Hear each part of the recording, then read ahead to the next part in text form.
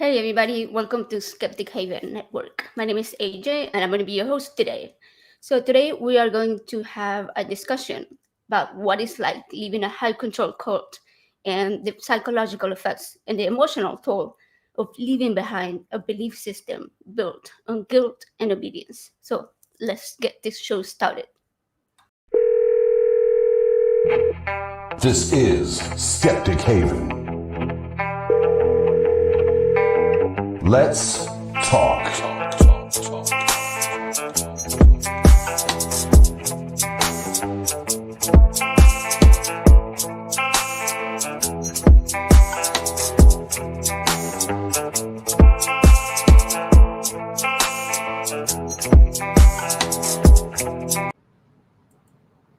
Hey, welcome back. So, thank you for joining us tonight. And we have a very special guest. You may recognize him from the documentary Shiny Happy People, Chad. He's weird. Yeah, I'm pretty weird. Yes, I typically introduce myself like that, but it is what it is. I took it. I took it from you. Sorry about that. I had to. That's I had fine. to poke you a little bit. Please do. Yeah, I deserve it. Cool. So before we get started, let me remind the viewers that today we're going to be discussing all things cults and supernatural. So give us a call. You can ask us literally anything. You can call us at 984-400-5656. But we are not limited to the topics that I just discussed. All right. We would love to talk about literally anything. I like to talk about brains, veganism. Do you have any favorite topics that you like to talk about, Chad?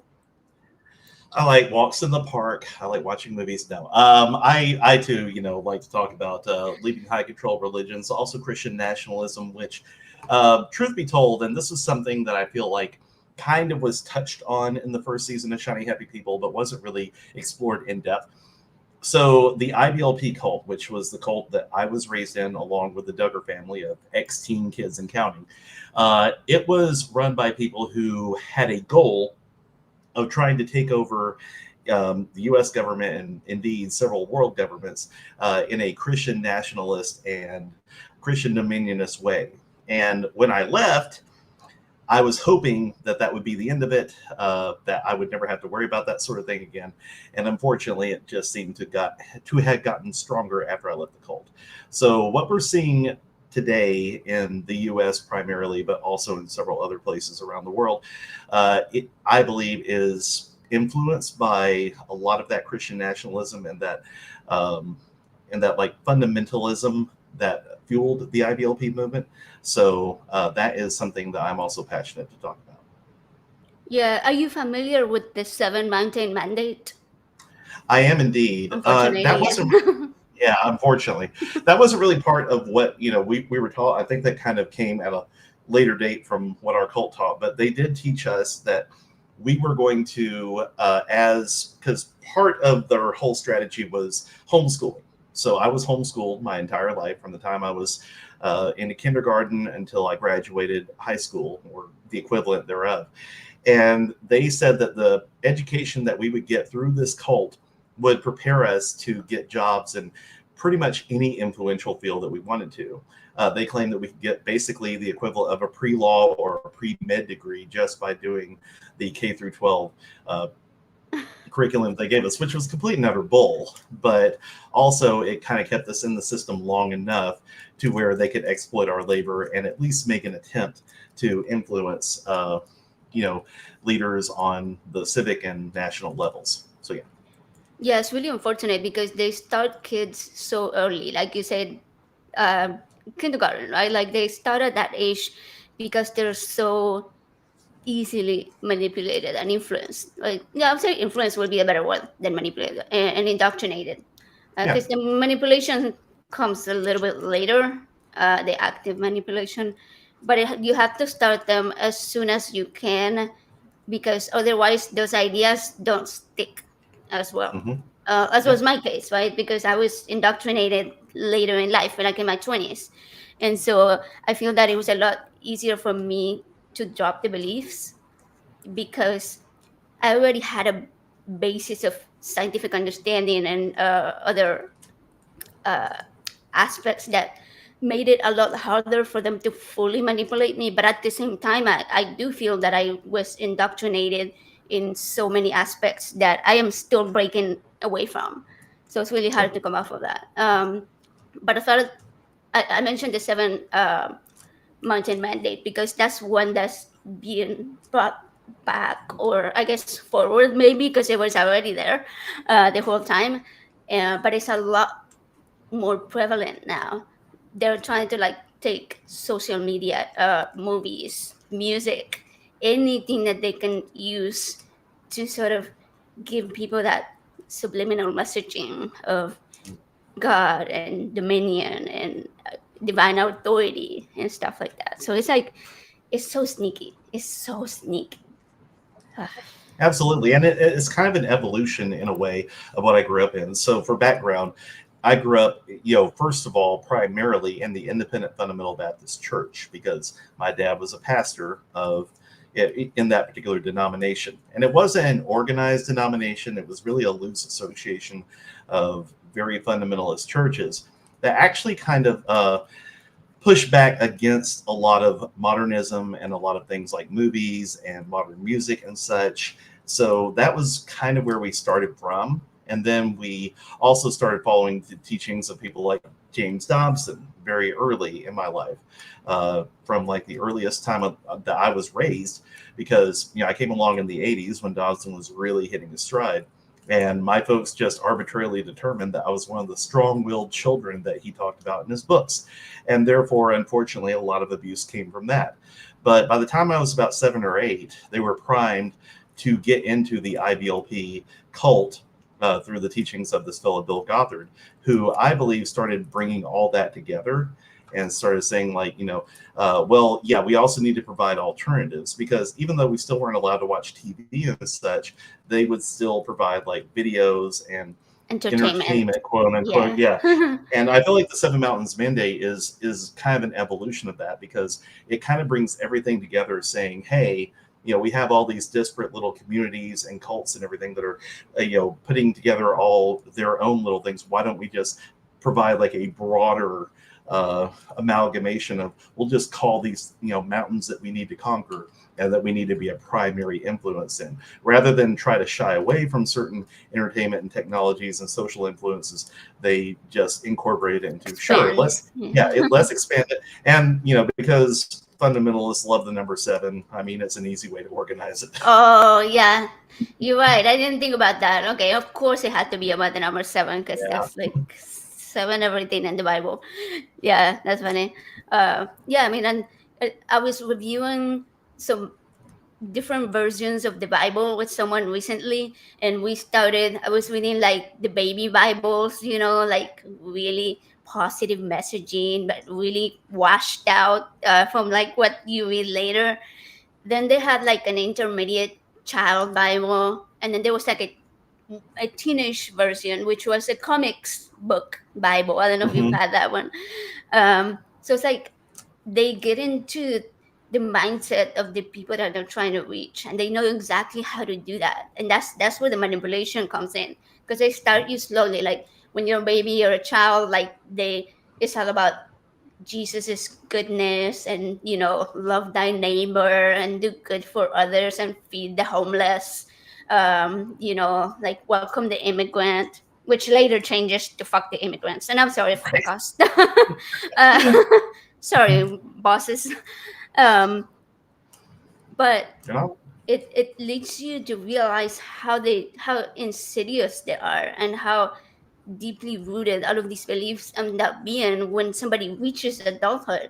And like you were just saying, they use entertainment, things like movies or rock music, which teenagers are into, to like put that messaging through to them, and then they just can't ignore it after that.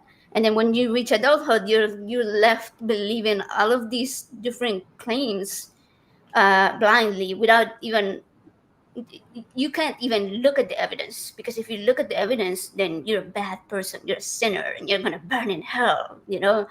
So yeah, it's so, the way cults work, man, it's hard to believe that people fall for that. But but we are here and we did. So like I'm grateful that I have people to talk about that with. Like obviously mine wasn't as deep as yours was, but I'm glad because the more I look into the denomination that I was into, I feel like if I had gotten more involved, it would have probably not ended up here. Like I probably would have ended up in way more indoctrinated or indoctrinating my own child, unfortunately, which I did not do. Yay. Yeah, so mine was the Assembly of God, which is like a Pentecostal congregation, and they believe kind of like Catholics in the Trinity, and then like you have salvation through Christ, and then you gotta be baptized to receive the Holy Spirit, and they speak in tongues. I never did that part, and I think it was because I wasn't baptized with their church, okay, with their uh, denomination of the church. I was baptized with another one that was the wrong one, so it didn't really give me the real spirit.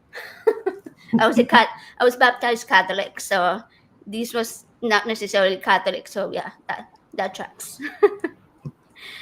That makes sense. But I think you bring up a really interesting point too, because you're talking about all these things that you're raised with, and these cults and high controlling religions, and all these things that you just accept as true without really giving it thought, even into your adult years. And one thing I think that we have in common in both of our upbringings, and correct me if I'm wrong, but I feel like there was this underlying truth that we were taught from a very early age, and I put truth in huge air quotes there, that we were not enough, that we were inherently sinners, that we were inherently flawed, and that we needed this religion or this group in order to find acceptance, not only with God but with the people that we were raised with. And that to me is a very insidious thing to tell a child, like right from the get-go. The number one thing I remember growing up was that I was a sinner and I was not enough, and everything I did displeased God. And it wasn't until I believed in God that, like my parents taught me, that I would be completely accepted by him and my parents. And that's just a horrible thing to raise kids with, I believe. Yeah, and I think the sad thing is that parents are generally also indoctrinated, right, because of their upbringing. And so they're bringing that to their children, thinking that it is the truth. And so the child trusts that their parent will never lie to them. How could the Mhm. parent lie to them? And parents are not really lying; they're just telling the truth that they believe without looking at the evidence. And so that makes it so where it helps build this hierarchy of authority because you trust your parents and your parents trust the church and the church trusts this God. And so you're always at the bottom. You always have somebody above you that you have to trust and you cannot doubt it. And so yeah, it's like this umbrella, right? And like the husband is above the wife and the children are below the wife and so on and so forth. So as a child you're like at the bottom of the barrel. You're like the little weakling. So Mhm. you have no doubt, no option but to trust and believe it until you start questioning. But that generally happens when people are a lot older.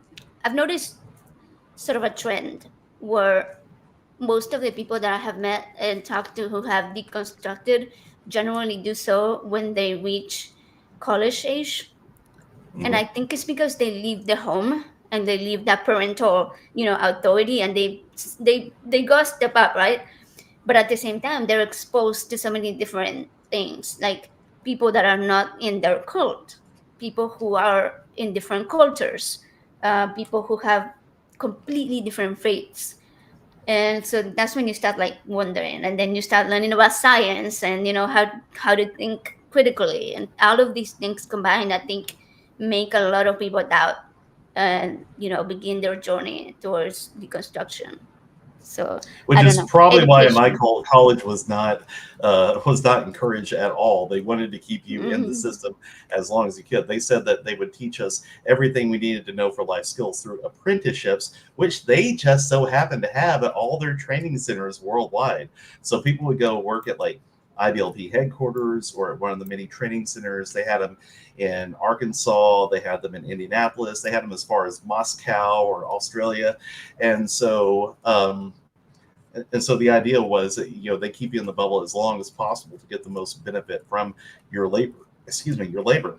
So we didn't even have the benefit of that, of going into college and, learning that way. I myself found myself to be a late bloomer because I didn't really deconstruct until about my mid-20s. And like I was sharing at NanoCon in our panel, one of the biggest things that really started my brain moving was my first real grown-up job.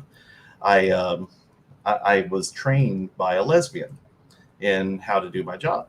And I have been taught for years that people of the LGBTQ community, where they hated, straight white men, and they were trying to do everything they could to keep us down or make us fail. So as soon as I got assigned her, I was like, oh no, she's going to, make me fail, or she's not going to treat me right and everything. And mind you, she was a very strict trainer, but she was also very educational. And she even told me at one point, she's just like, look, she said, I'm here to help you. She said, it's in my interest to make sure that you learn this job and you learn it correctly. And I'm going to do everything I can to make sure that happens.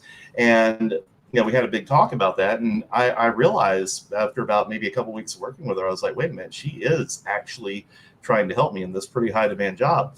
And I had never experienced someone reaching out to me like that to my benefit entirely.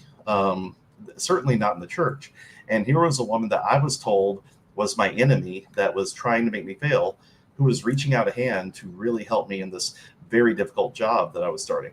And it really got me to thinking. I was like, well, that goes against everything I was taught growing up. And that started a spark in my head that eventually became, what else was I not taught correctly, Right, and that's interesting because you said that was your very first job, so that was like your very first experience outside of your home and being homeschooled and all of that, right? Like when you Absolutely. actually went out into society and you met somebody different that wasn't the normal in your cult, or that probably wasn't allowed to be Mm-hmm. her authentic self, right? Within the cult, she probably would have been shunned if she was openly lesbian. So yeah, that's really interesting. Yeah, and I think that's how it comes up to be for a whole lot of people. And I see a comment from our Carl Screener saying that it also has to do with uh, growing up and how our brain develops at different ages, right? Because when we are teenagers, we're a lot more emotional and a lot more likely to be emotionally manipulated rather than physically or stuff like that. And then your brain also hasn't finished fully developing until age 25. So Mm-hmm. which is like the age where a lot of people are like already a couple of years into their college career, generally speaking. And so it does track that that's generally the age where most people will begin to sort of see the light, but it doesn't always happen like overnight, like yourself, right? You had that process. For me it was the same. I know I shared that NanoCon where you and I met. Okay, let's tell the viewers. All right, we Oh, met yeah. in person at NanoCon, which was like a month ago, a little bit over a month ago. Yeah, and so we were Sydney Davis Jr. invited both of us and Jasper Hoffman to be on a panel with her. So we were all sharing our stories there. Um, but let me share a story. Okay, so we were at NanoCon, and before the panel, I was freaking out because I'm deaf, and so sometimes I have a hard time hearing people, or like I had so many worries. I was walking around with my bag of worries all over. Um, I talked to Sydney before for like 30 minutes. We like came up with different plans. Like I'm gonna sit next to her, and so I could look at her, and like if I couldn't hear something, I could like give her a signal.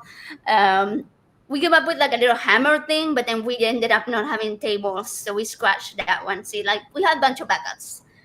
But then we get to the stage and we're all standing around trying to figure out what to do next. And you were like, hey, what could I do to support you? And I was like, sit next to me. So you sat next to me, and So the whole panel starts, and we're answering questions from Sydney, and then comes the part where we had to answer questions from the audience. And Sydney walks all the way to the back, and there was somebody that asks a question. I couldn't hear it, and I think it probably showed on my face that I was panicking, because you immediately like look up at me and like started telling me what the question was. And meanwhile, Jasper, I guess she noticed as well, and she started answering the questions to sort of like fill up the time while you and I finished what you were telling me.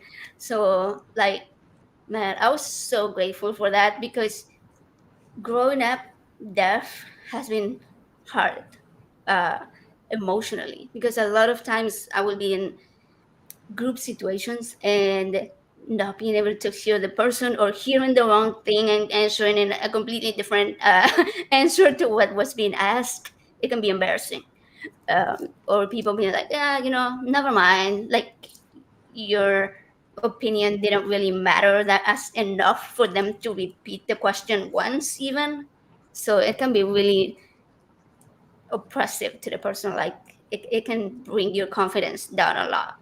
So to have somebody be like, hey, I support you no matter what, and it did not feel embarrassing at all, because it was like, this person's just supporting me. It's like bringing me up rather than like bringing me down, and leaving me hanging with, not knowing what the question was asked, but I'm embarrassing myself, having to be like, I'm sorry. So that was really cool, really cool. So Chad is a really cool guy. Well, thank you. But anyways, so we were discussing at the panel, like we were sharing our stories of how we got into the religion and how we deconstructed. And for me, the deconstruction part was also really slow, even though I got into it suddenly, and I already had like a very good understanding of science because my mom was an atheist growing up. I still couldn't let go of like the comforting part. I think was the hardest to let go of, like, hey, am I gonna see my family in heaven, or like all of the people that have passed away, where did they go? But now I have a whole lot of better understanding. But it was a process. It's not something that somebody goes to bed one night thinking, I'm not gonna believe in God anymore, and then the next day you wake up and you're like a complete atheist. It takes a long time for people to call themselves an atheist, right? Did that take you a long time to call yourself, like, publicly say I'm an atheist, or do you label yourself as an atheist, or what do you I label? do. I do Okay. indeed. Yeah. Yeah. And you're right. It did take a long time. It wasn't something. It always makes me laugh whenever people say, well, obviously you became an atheist because you wanted to sin, or you wanted to get away from the church and stuff like that, or you just one day decided church was too hard, or you didn't Jesus enough. And I'm like, I tried my best to say it. Yeah, you didn't. Like, I call it the "you're Jesusing wrong" argument. Like, well, if you just Jesus correctly, like, and it always happens to be the one way that the person I'm talking to believes in Jesus, as opposed to the 40,000 other denominations that are out there. It's always fun for me to talk to people like that, but. I tell them, I'm like, look, I tried to stay in. I really, truly did. When I didn't even call it deconstructing when I first left fundamentalism. I just called it, I didn't have a name for it. I just said, obviously I was wrong about a lot of things, because I saw a lot of people hurt. And I saw a lot of people who had specifically been hurt by the church I was in and the cult that I was raised in. And I said, well, obviously me being wrong has hurt people. So I'm going to just tear down everything I believe, except for I like God and I like Jesus, and let's see what happens. And the more I went on that journey, the more I realized, I'm like, I'm going to have to go deeper. Like I have to even question whether I'm right about God and Jesus, being real, and if so, like the good guys in the story. And eventually it got to the point where I realized that I've been told all my life that I was supposed to have a relationship with God and Jesus. And it hit me because I was like, in what relationship am I expected to do all the work? Right, it's why a am I one-sided relationship. Exactly. It's a one-sided relationship. So I finally, just sat there one day in a park and I just said, hey, if there is some kind of deity that is absolutely desperate to have a relationship, I got coffee and I got time. Let's take a half an hour and just talk. And they didn't show up. And I said, yeah, that's about the answer I expected, honestly. So, and then from that day on, I reluctantly said, yeah, until I'm proven otherwise, I'm an atheist because I just don't have the time or the patience to keep getting it wrong. And if there is something out there that actively wants me to believe the right thing, it can darn well tell me itself. But it wasn't something that it took years in. But you're right. Like when you are indoctrinated from that early age, and this is your normal, and your brain develops with all these things just assumed, it does take a long time for you to really get to a place where you're comfortable asking those questions of the very core things you believe in. And honestly, it wasn't until Bill Gothard stepped down, and Bill Gothard was the founder of IBLP. When he stepped down because of all the allegations of sexual harassment against young women that worked for him, when they came to light and he stepped down in the wake of them, that was when it finally hit me that literally everything that I had been raised under, including my very basic schooling, was wrong. And I had to give myself permission to question that. I always tell people too, I'm not an evangelical atheist, so to speak.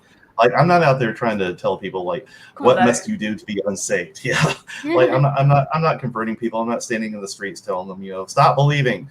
But I do think that I'm here to tell people what I don't believe and how I got to that position. And if they have questions themselves, or if, like we were talking earlier, if they find themselves in a cult, or if they believe they might be, or in a high controlling religion, I love to talk to them about it because I have been there too. And if anything else, if they are looking, I will help them and I will support them in saying, hey, you're allowed to ask the questions. Whatever deities out there, if they want to have a relationship with you, they got to be comfortable with the questions themselves. And that's a good place for you to start. That's really true. And if you have any questions, you can call us and ask us those questions. Because this is a call-in show. Okay, so while we're waiting for the calls, we are gonna fill up the conversation. Excuse me. So also, can I say too, we were talking earlier about the brain development thing. That was a huge revelation to me because I started seeing a therapist right about the time I was doing my deconstruction, and she actually explained that to me. She said, yeah, our brains really don't stop developing until around age 25. And that was a big revelation for me because one of the things I was taught in IBLP was that teenagerhood was a myth. They said that in they said in ancient Israel, you were considered to be a man or a woman, you were considered to be of age at age 13, and society had just created this weird in-between space between childhood and adulthood that was subverting God's plan. So I literally had a ceremony when I was about 12 or 13 years old that said, where all the men of the church came together and put their hands on my head and said, okay, you are a man now, go be manly. And I'm like, okay, I don't know how to do that. Mean? Exactly. What exactly does that mean? And I was expected to have the processing and essentially the responsibilities of a full-grown adult at that age when my brain was nowhere near ready for it. I was still a developing person. And I knew so many other people who grew up exactly like that. The Duggars of 19 Kids and Counting, most of them were expected to be sub-parents to their younger siblings, even though they themselves were children who needed care. And these entire societies were built on these ideas that that rejected what we do know about human development and the brain, and really forced the indoctrination by denying that the basic care that we needed. And it's wrong. Yeah, that's why we have laws. Okay, I don't know if it's in every single state, but in a lot of states, you cannot either rent a car or a hotel room until you're 25. 25, yep. Right? And that's because people make bad decisions before the age 25. I know I did. Oh yeah, I'm sure. Like their prefrontal cortex, which is the front part of the brain, which is like deals with decision making, is not fully developed. So yeah, if you make shitty decisions where you're a very young adult, it's normal. Don't feel bad about it. Own them. Own your bad decisions. The response that you have to the bad decisions that you make is what counts, I think. Yep. Right. Yeah. So there's something really weird that, because it's like there's so many different denominations, but also so many different rules. Some people are like, babies are born sinners, and then others are babies are born innocent, right? And they don't have the ability to sin until a certain age. And then when I ask them, well, how do you know what age that is? Yep. They can never tell you. They're like, it's Mhm. individual. But how do you know then? Like, do you have to guess? Why couldn't God have like a manual that was like, I don't know, 30 pages with like clear numbered rules rather than numbered verses and chapters that is like 500 pages long? Nobody's gonna read 500 pages and follow like, well, actually no, never mind, because they do that. They cherry pick the verses yeah, never mind. There goes my idea. Yep. Well, yeah, they ignore all the ones about, especially how I grew up, not eating shrimp and bacon, but because we You're certainly right. did that. Oh yeah. The Mhm. two best meats, right? Okay, I'm a vegan, but when I eat meat, those Fair. were the two best meats. Oh yeah, 100%. Like people think that I went vegan because I don't like meat. That's not true. I believe me, a steak. I love steak.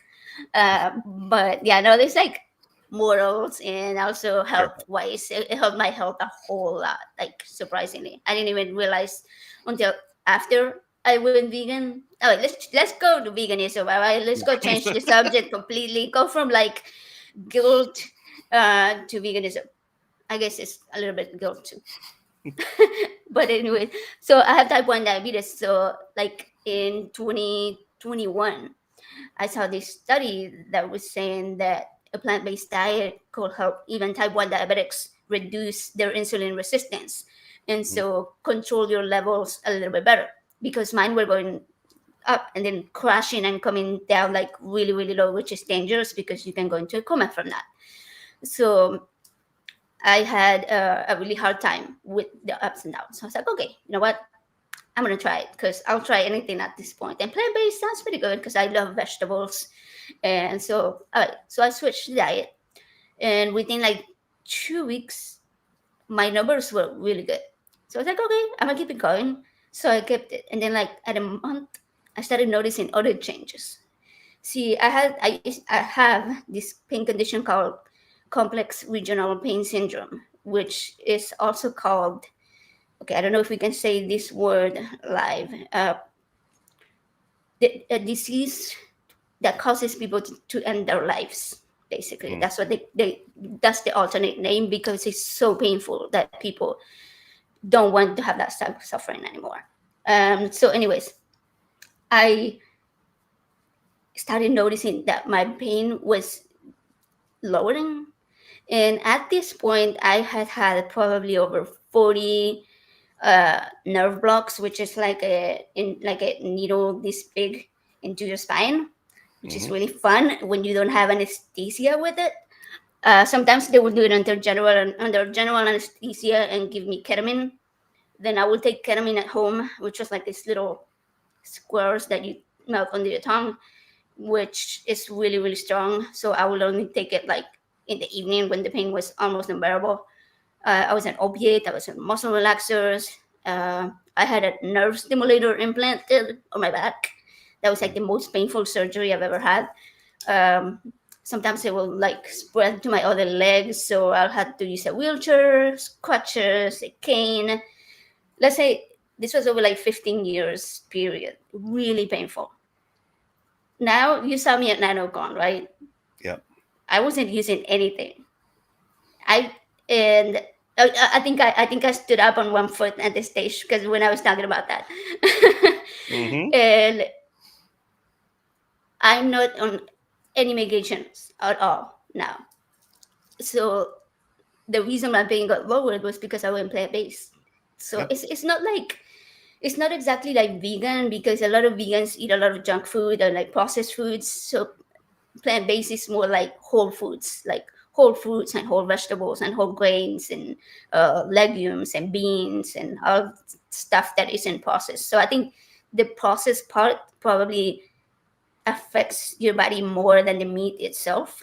But I did notice that a lot of meat products also flared my pain a little bit. So I was like, Hmm. just quit them all. Yep. I've gone back and forth a little bit. Sometimes, I went back to eating meat. Sometimes I will go back to plant based. Now I'm back to plant based. So it's been like a whole process. But it's like really, really interesting the way that it affects your body. But there's also, like the animal side of veganism, which I know is the one that always brings the call. So if you want to talk about veganism, give us a call. We over here. How do you feel about that? You ever like had vegan discussions before, or thought about it or anything? Well, a few times, because one of the things too that when I was growing up in the cult was food was talked about a lot, particularly um, whatever Bill Gothard's interpretations of biblical dietary laws were. Excuse me. And Dietary whenever laws, yeah. exactly, so his interpretation of like especially Old Testament dietary laws were pretty much interpreted to make it to where it was almost impossible to keep on top of it. And and this is also something to like bring it back to cults really quickly. This is also something that a lot of cults and high control religions will do, is that they will especially focus in on food and continually shift the goalposts to say, well, we're doing this now, actually we're going to be doing this now, actually you're going to eat exclusively like this, to the point where you never quite reach the goal of what they're telling you. And that way, if anything goes Mm, wrong, then they could say, it's your oh, well, fault. the reason, yeah, it's your fault, right?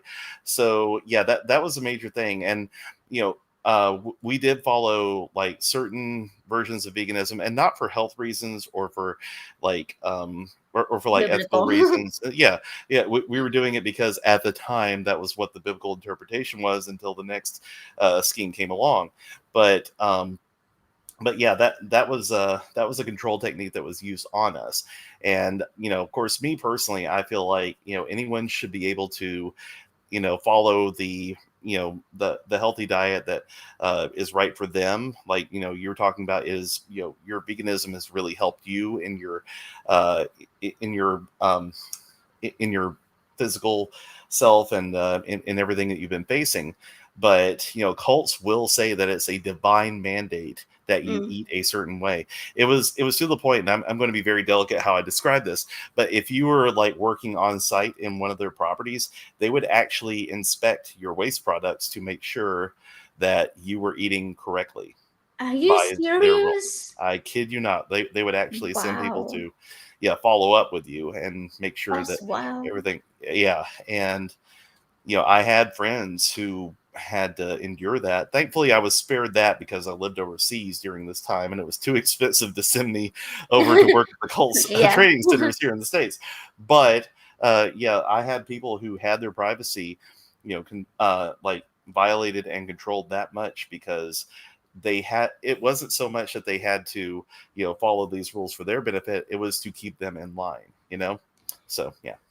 Yeah, that's the manipulation thing right there. Wow, like you don't even realize to what extent they Mhm. will go until you talk to someone that's been in it. Yeah. I talk a lot about like diversity, and I feel like diversity includes all kinds of people, because you wanna actually hear the experience of somebody that's lived through that. Mhm. And yeah, to hear from somebody who's actively been in a cult before, and that these things were happening, plus all of the things that we heard on Shiny Happy People, and also on the other documentary, what is it called, Sins of the Amish. Mhm. um, so it's mind blowing that in this age 2025, these things are still happening. You would think humanity would have come up a long way from that. So it's really sad to think that there's even children that are still there and that are gonna reach our age one day, and it makes you wonder, where are they gonna be? Are they gonna, hopefully they come out of it. But it's also really heartbreaking to think of the emotional toll that this takes on all humans, right? Because these are traumas that even if we get out of it, there's this book, what is it called? The body keeps the score. Yep. Okay, like all of your experiences from the time that you're born up until the present, and even later, right? Like all of our experiences shape our brain wiring and shape the way that our body responds to that. Because a lot of us have, like, anxiety, depression, issues with controlling other types of addictions, whether it be, like, it can be anything. It can be anything that makes your brain feel that comfort that you didn't feel during those traumatic times. So you use this now to sort of cope with that. And we really need to do better as a society to help people that come out of these super high control cults and situations, to help them reacclimate to the life that they should have had all along.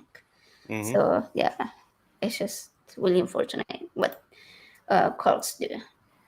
It is. So, And yeah, sorry, go ahead. no, I was going to remind the viewers that we still have open calls, and if you want to talk about cults, if you want to talk about veganism, if you want to talk about ghosts, demons, anything supernatural, whatever, we are here to answer your calls. So go ahead. Oh, I have a good one on demons if you want to hear that one. Oh yeah, please. That was like, I was gonna go there at some point. Oh yeah. So let's do it Yeah. now. Yeah, let's do it. So I grew up like with a huge belief in demons. So the Satanic Panic was in its late stages by the time we got into the cult, but not to be outdone by all the stuff about Dungeons and Dragons and He-Man and the Masters of the Universe and stuff that mainstream Christianity had already had a panic about. My cult somehow arbitrarily decided that Cabbage Patch Kids were demonic. No. Yeah, there was like some rumor that got started in IBLP that the guy who created the Cabbage Patch Kids was some kind of practicing warlock that was instilling demons into every single doll that came off the line. And it's funny because like years later, I saw a documentary about how the Cabbage Patch dolls came into being. And it was literally just a dude trying to make a buck. Like it's just some guy, like he didn't practice any religion that I knew of. And they were like interviewing him. And it's just like, oh, okay, it's just some dude. But like Bill Gothard would actually put out these newsletters making this horrific claim saying that, oh, this family got a Cabbage Patch Kid and their little girl turned to arson or something. It was just it was just so, and it was always just these unsourced, unverifiable stories to where my folks would actively look for things to be scared of, and to the point where if we kids latched onto anything popular or anything that even remotely seemed like we'd have a special interest in it, they would get thrown out, because if it were that popular, Satan must have something to do with it. I had some choose your own adventure books like many kids did back in the day, and my folks threw them out because that was too close to role-playing games, which we all knew were satanic. So it was, Don't tell them about D&D. right. Mm-hmm. Exactly. It's got Dungeons and Dragons. Come on. Mm-hmm. Double devil. Right. So yeah, it was this constant looking over our shoulder that that took me a long time to unlearn as well, because when you grow up like that, you do get an anxiety that there are invisible forces out to get you all the time. And I always tell people, to those who believe in demons and such, I'm like, it's weird that when I stopped believing in demons, suddenly demons didn't seem to be that big a deal in my life. Like, you would Right. think if I stopped believing in them and if they were real, that would be their time They to will attack. be like, No, yeah, nope. they will come The at you less you believe in harder. them, the less powerful they are. That's weird how that works, right? It's Right. almost as if they don't exist. Almost. So do you think that the leaders of groups like IBLP use these supernatural claims of like demons to like intentionally uh like manipulate people, or like do they actually believe in it? I don't know. I I can't tell which one it is. I believe in most cults there are two tiers. There are the people who are on the bottom that provide all the labor and who provide all the funds and the money that keep the cult going. And then there are the people at the top who are the privileged few that run the cult or are otherwise influential. And there are different sets of rules for each one. So I think that they're very much aware of it, if not consciously, but also like in this tiered system to where, like, for example, I was talking about the dietary rules. Yeah. One thing that Bill Gothard preached against was refined sugar. He said if you had any foodstuffs that had like any kind of non-natural sugars, and it was going to bring you to an early grave, and it would cause God to remove his blessings from you. The man had a stash of ice cream sandwiches in his office that he Of snacked on all the course. time because, of course, it was different for him because he's God's man. They recommended that everybody sign up to their dial-up internet service that was manually filtered by poor interns that had to review all these websites daily and block them manually. Which, my good friend Lindsay, she was part of that group. He recommended that everybody in IBLP sign on to that service, but he had it uninstalled from his computer because he needed it for research. Yeah, we So know what you're looking at. mhm. But that's the thing, like, and this was true for like people like the Duggars, Jim Bob Duggar.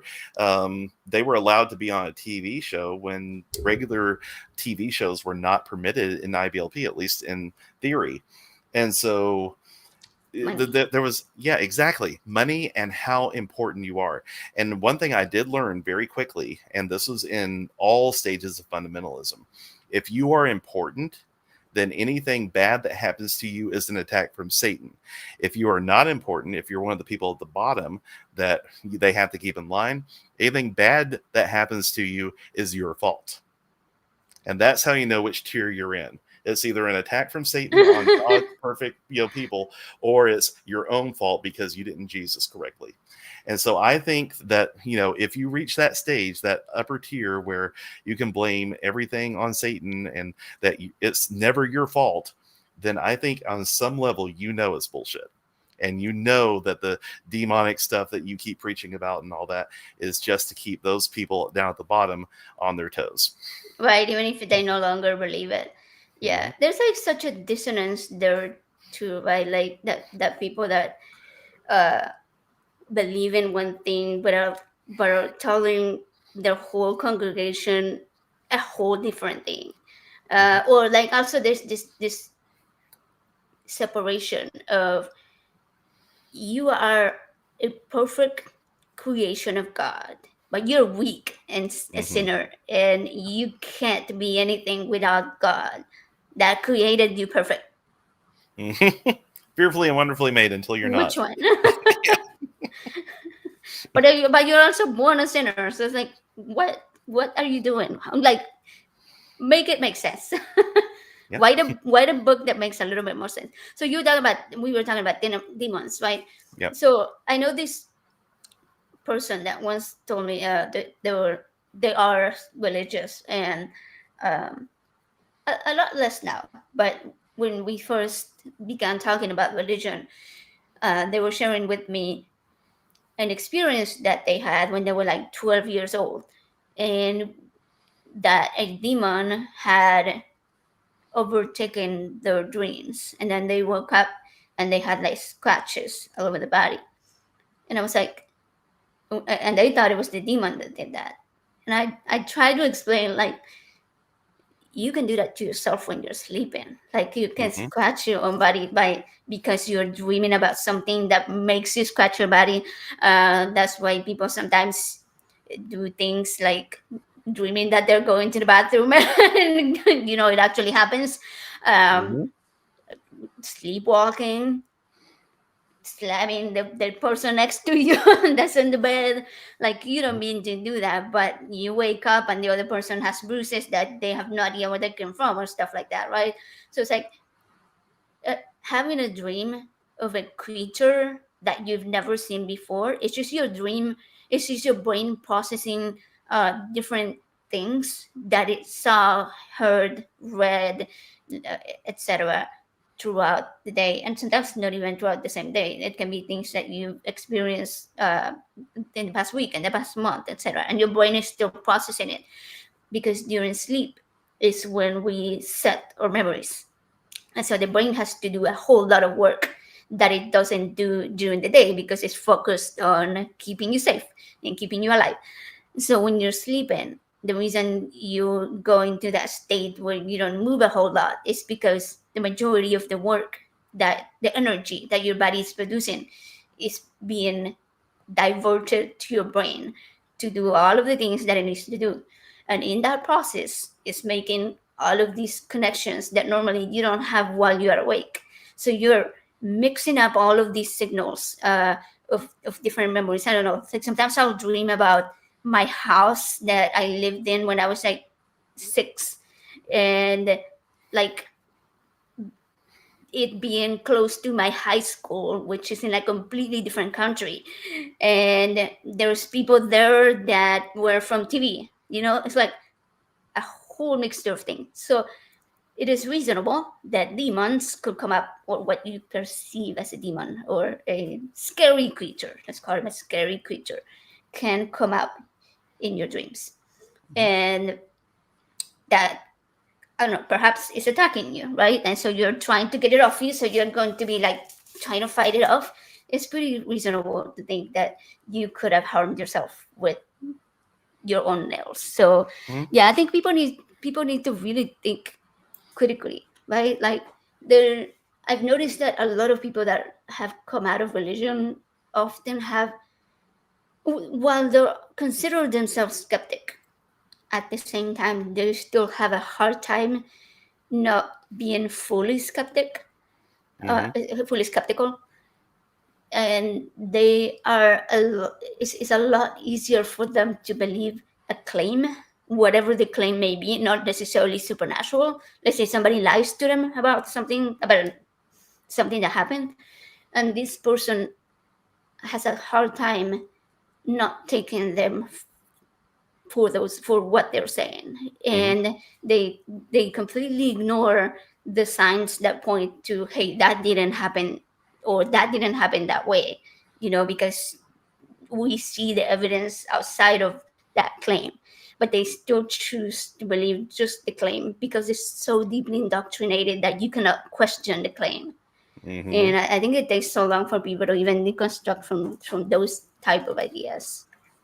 Yeah. Well, yeah, you're right. I mean, and this is something I try to, keep in the forefront of my mind because, I'm not a very educated person. Like the whole point of the education I received in the cult was to keep me educationally neglected.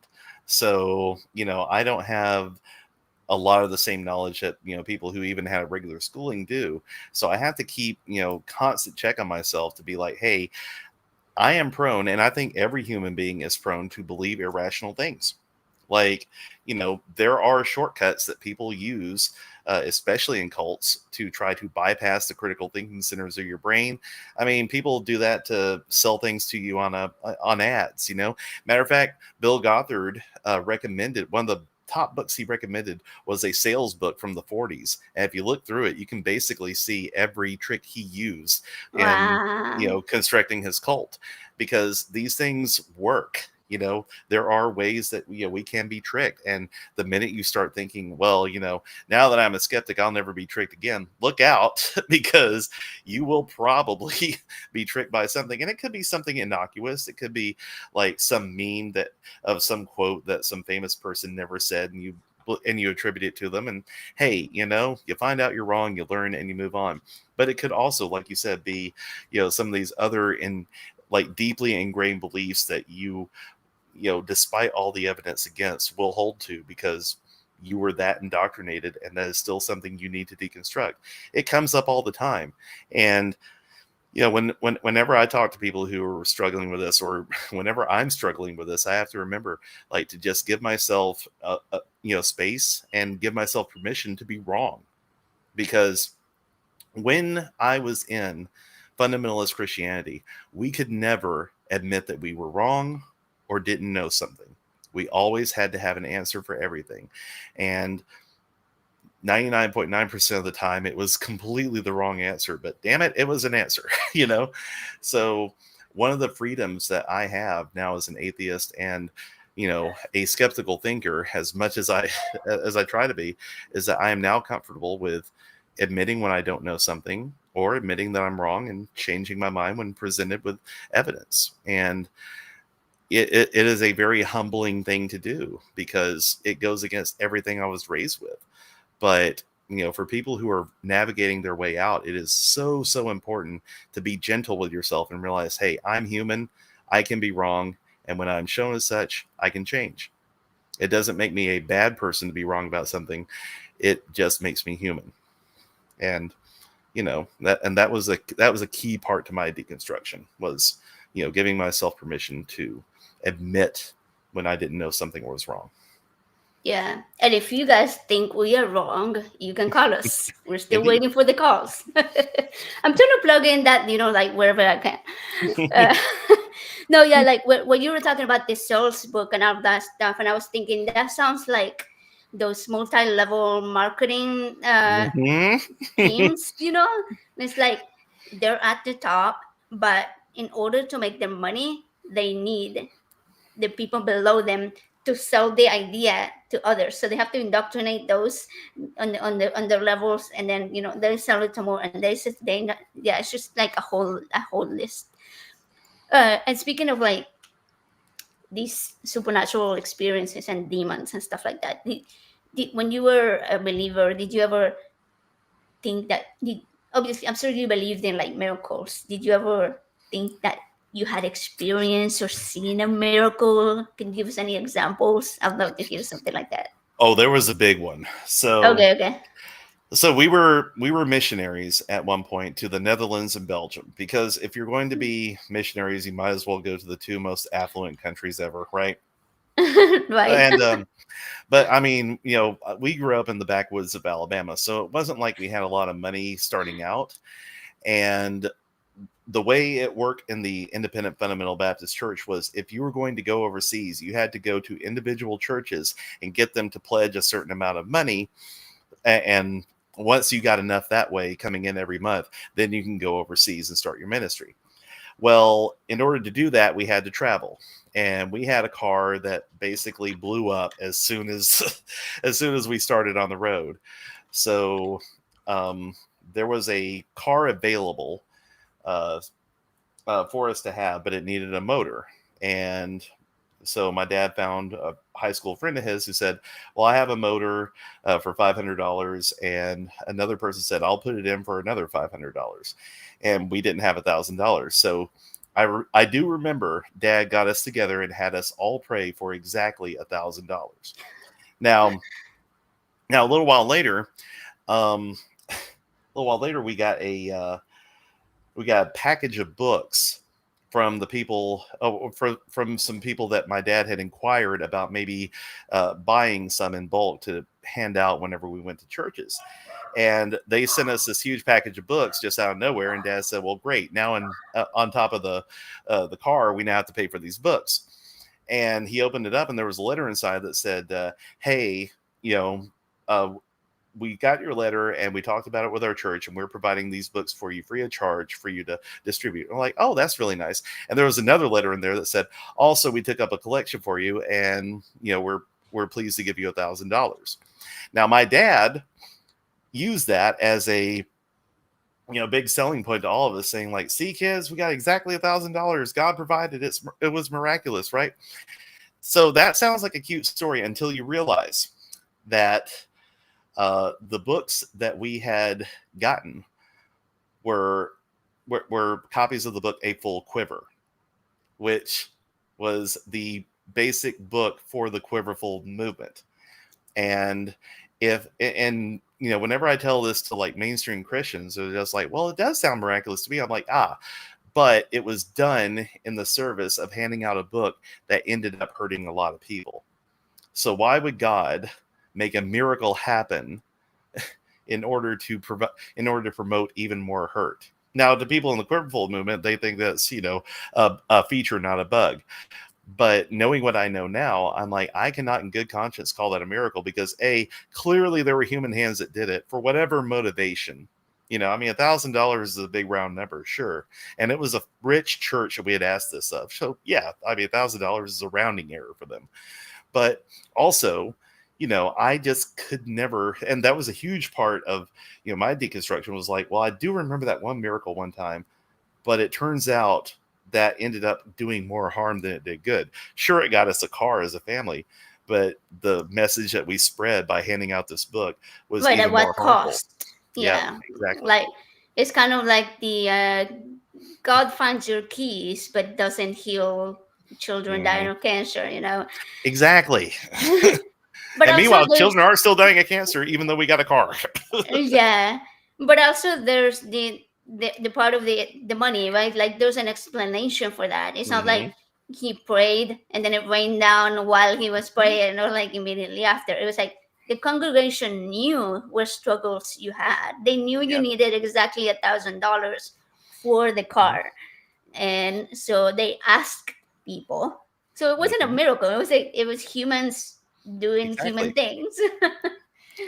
So yeah, that's crazy. And it really came crashing down for me like later when my dad had cancer, and he had pancreatic cancer, which in most cases is fatal. But we did do a second opinion, and they did say that he had the kind of pancreatic cancer that could be treated with something called the Whipple surgery, which is a very difficult procedure.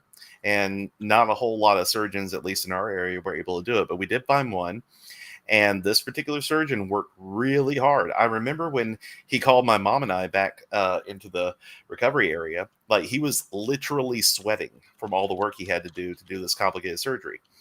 And the surgery was a success. Dad lived another 5 years when his prognosis had been 3 months. So, that surgeon did a lot of work. And, Dad had a difficult healing process, but he did heal from it. And his cancer was in remission for those 5 years. And of course, what was the thing that they put on Facebook?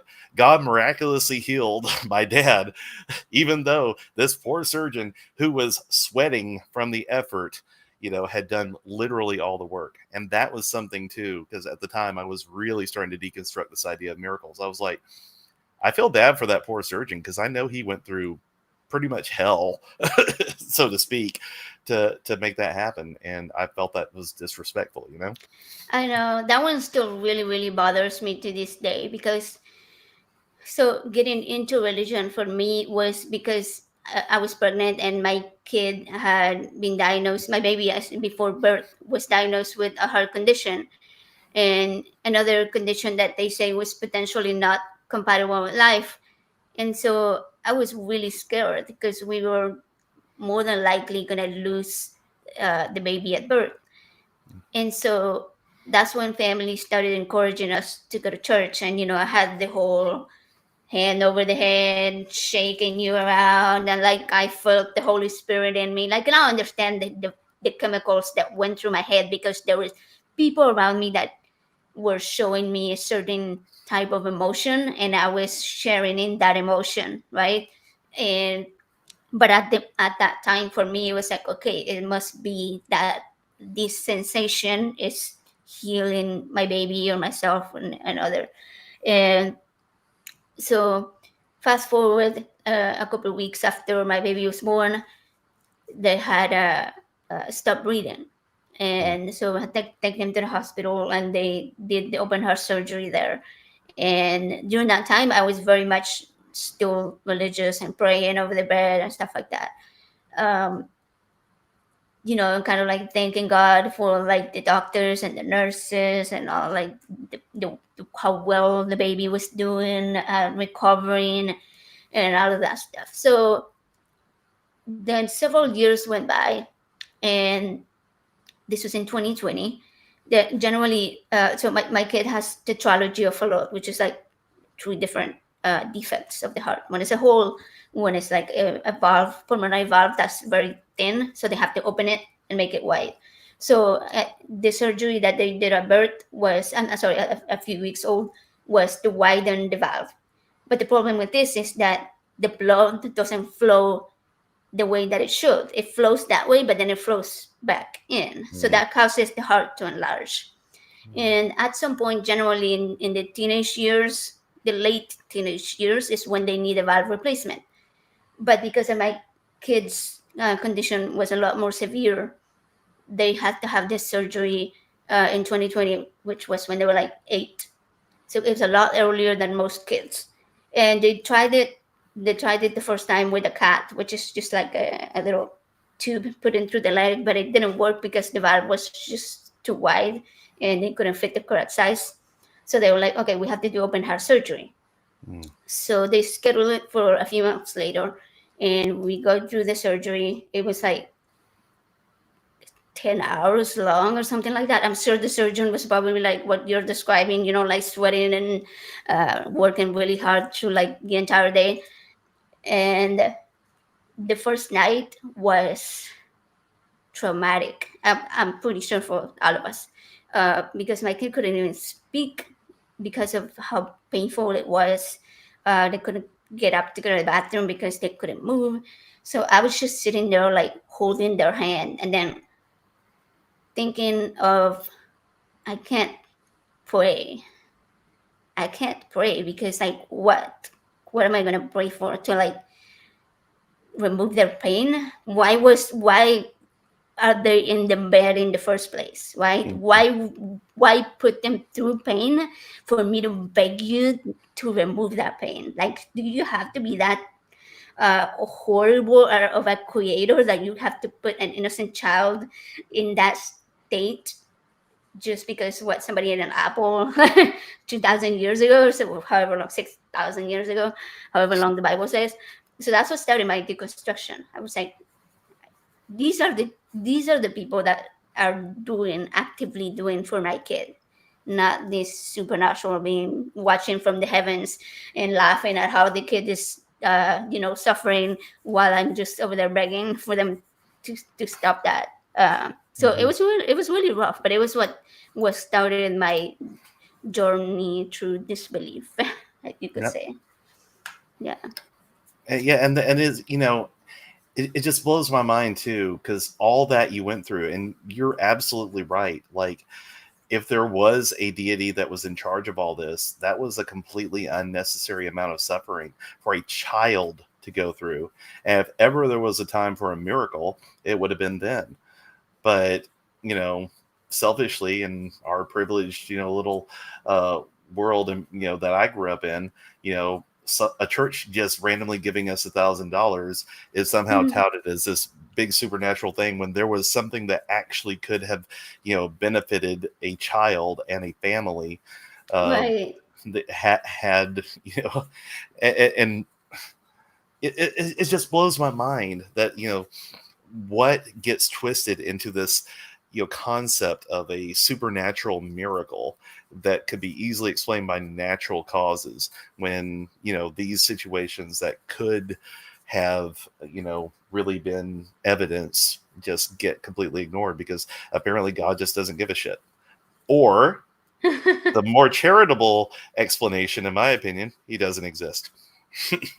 Right, because he cannot be all powerful and able to stop suffering, and at the same time, merciful and just, and put an 8-year-old child through a whole week of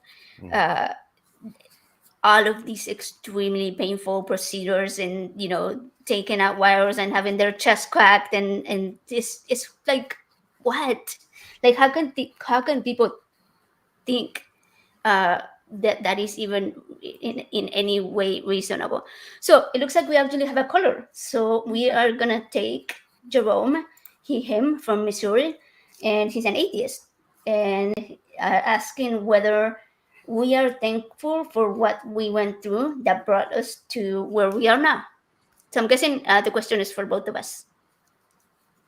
Yeah, it's for both of you. Just a little more context, and Yeah. it's kind of weird, but I know we all get to a point in our lives where where we start to either go through a deconversion, or we're kind of living in a place where we're at, where we believe the things that we do believe, and I'm not trying to glorify any of your trauma that you lived through, or say, hey, it's a good thing that you went through all these things, but I kind of, in my life, I kind of look back and I'm like, man, I'm kind of glad that I did go through a lot of that nonsense in order to kind of be freed of a lot of the things that I was freed of, and a little more accepting of the things that I believe now, and just feeling a bit of a weight lifted off my shoulder of kind of looking back and say, hey, I'm glad of where I am now, because I went through so much baloney. I'm not going to curse on here. I don't know what the rules are, but yeah, just feeling thankful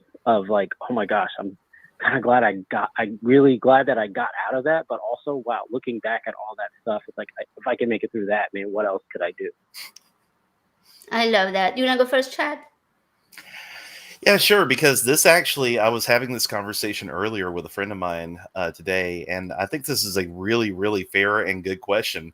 Because, yeah, I hear what you're saying. Like, looking back over it, I have had some unique life experiences that give me a perspective, undoubtedly, that I would never have had if I had just grown up, quote unquote, normal, or grown up an unbeliever and such.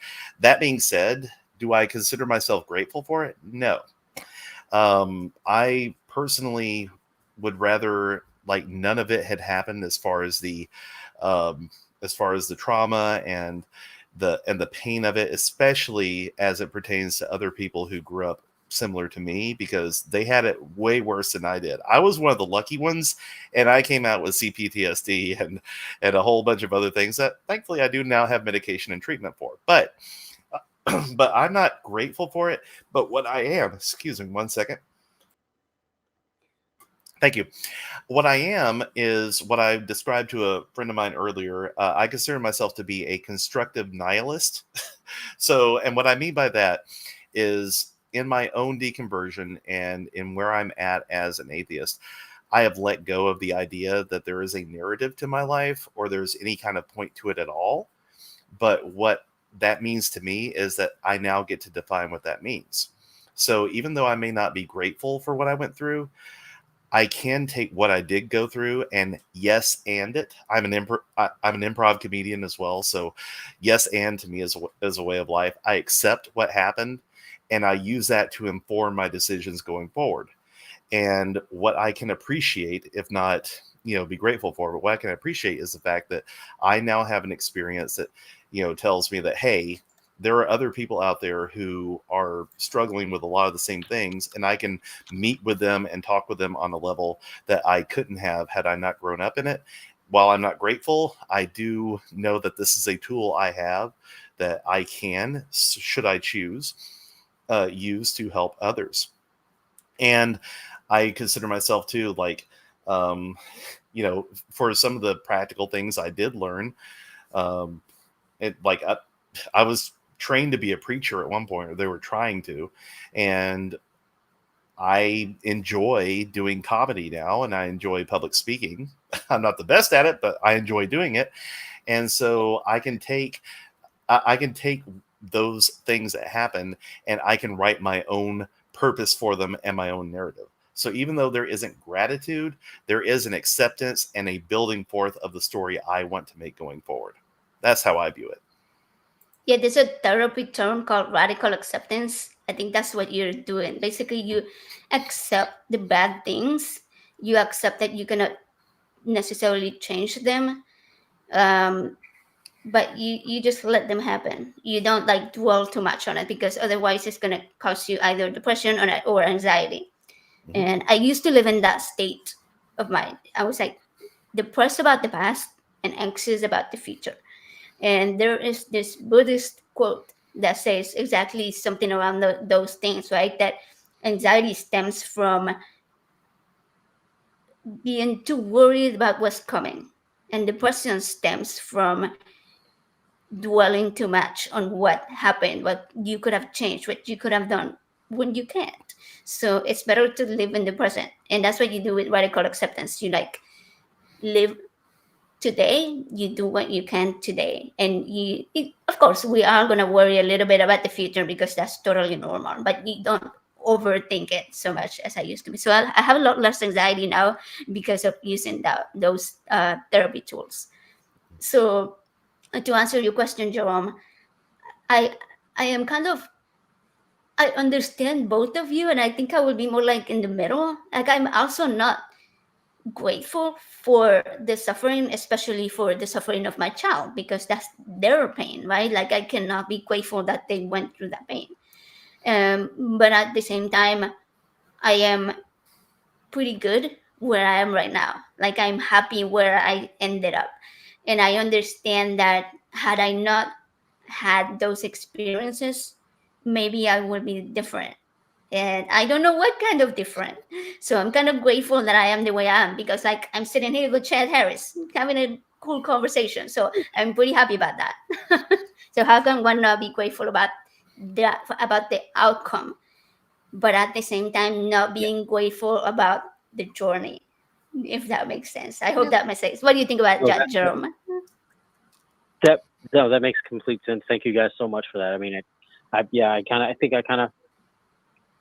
not really like super grateful for everything that I had to go through as far as, escaping quote unquote cultism, but definitely thankful for being where I'm at. Right. And the things that I did have to kind of endure. And I'm not saying that, what you go through makes you stronger and all that nonsense, but it definitely helped me figure out and understand empathy and just kind of being able to recognize certain things that are happening around me, and escaping high controlled religion stuff and the grifters, so to speak, very grifty on that side of stuff. So I'm definitely kind of in that place where I really, really accept everything that's kind of happened to me, and I'm grateful for where I am now. Not necessarily grateful for any of the trauma and pain and nonsense that I had to go through. But thank you guys so much for your time. I really appreciate it, and keep doing what you're doing. I appreciate these conversations. Awesome.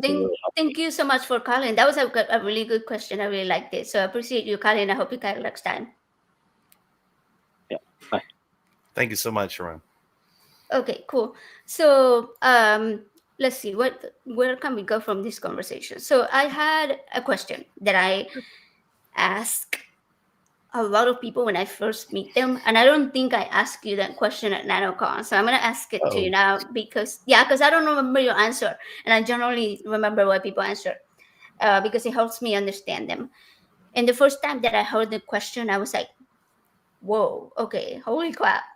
And then I asked Seth Andrews the question, and I kind of left him a little bit broken. So let's see how you respond to it. So the question is, how do you think? Not what do you think, but how? Like in your head, is it images? Is it voices? Is it a mix? Is it like blank, but more like intuitive gut instinct? What does it look like in your head? Whew, that is a lot. But I love this question because I have actually talked about this with my friends too. Like I think I had a friend the other day who told me that they think in colors and in shapes, and I was just like, that is just fascinating to me. Abstract. Yeah, very abstract. For my and smells, like that they're like certain memories and certain thoughts have a smell to them, and I'm just like, that's fascinating to me. Oh, wow. And they're also a very artistic person. I am not, but for me personally, like I have always had one of those brains that doesn't shut up. So turns out it's ADHD. Yay. So that's the thing. But I always have like this running commentary in my head. Sometimes, the voices get a little, little anxiety driven. Yeah. To where they start, you start to get on that worry train, and then you start to have those ruminating thoughts. And, and for that, I have sought therapy, and it has been very effective. But I do like hear like a running commentary, usually my own voice, just kind of like, ruminating about, what's happening right now, or kind of narrating my life as it goes along. And I also I also very vividly like remember images. Like if I look at a sheet of paper and such, I can usually go back and like try to. It's not like a photographic memory, but it's also like a, very. I remember shapes and I remember patterns very well. So I think in patterns, and I think in like an ongoing narrative, and of course I usually have a soundtrack playing in my head at all times too. Like, okay, Wow. we have all done this. Like, he or they who have not had their own theme music playing in their head at some point past the first tone, right? And so it's more like sounds and patterns to me, I would say. It's Wow, that's cool. So are the like the memories, are they like a video or more like a still image that you see?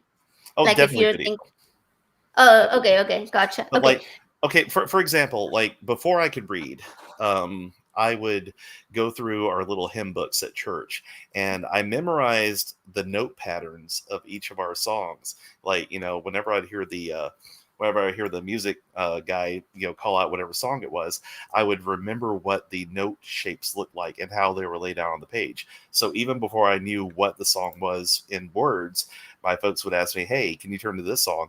And I'd find it in the book, and I'm like, "That one," because I remember what the notes look like.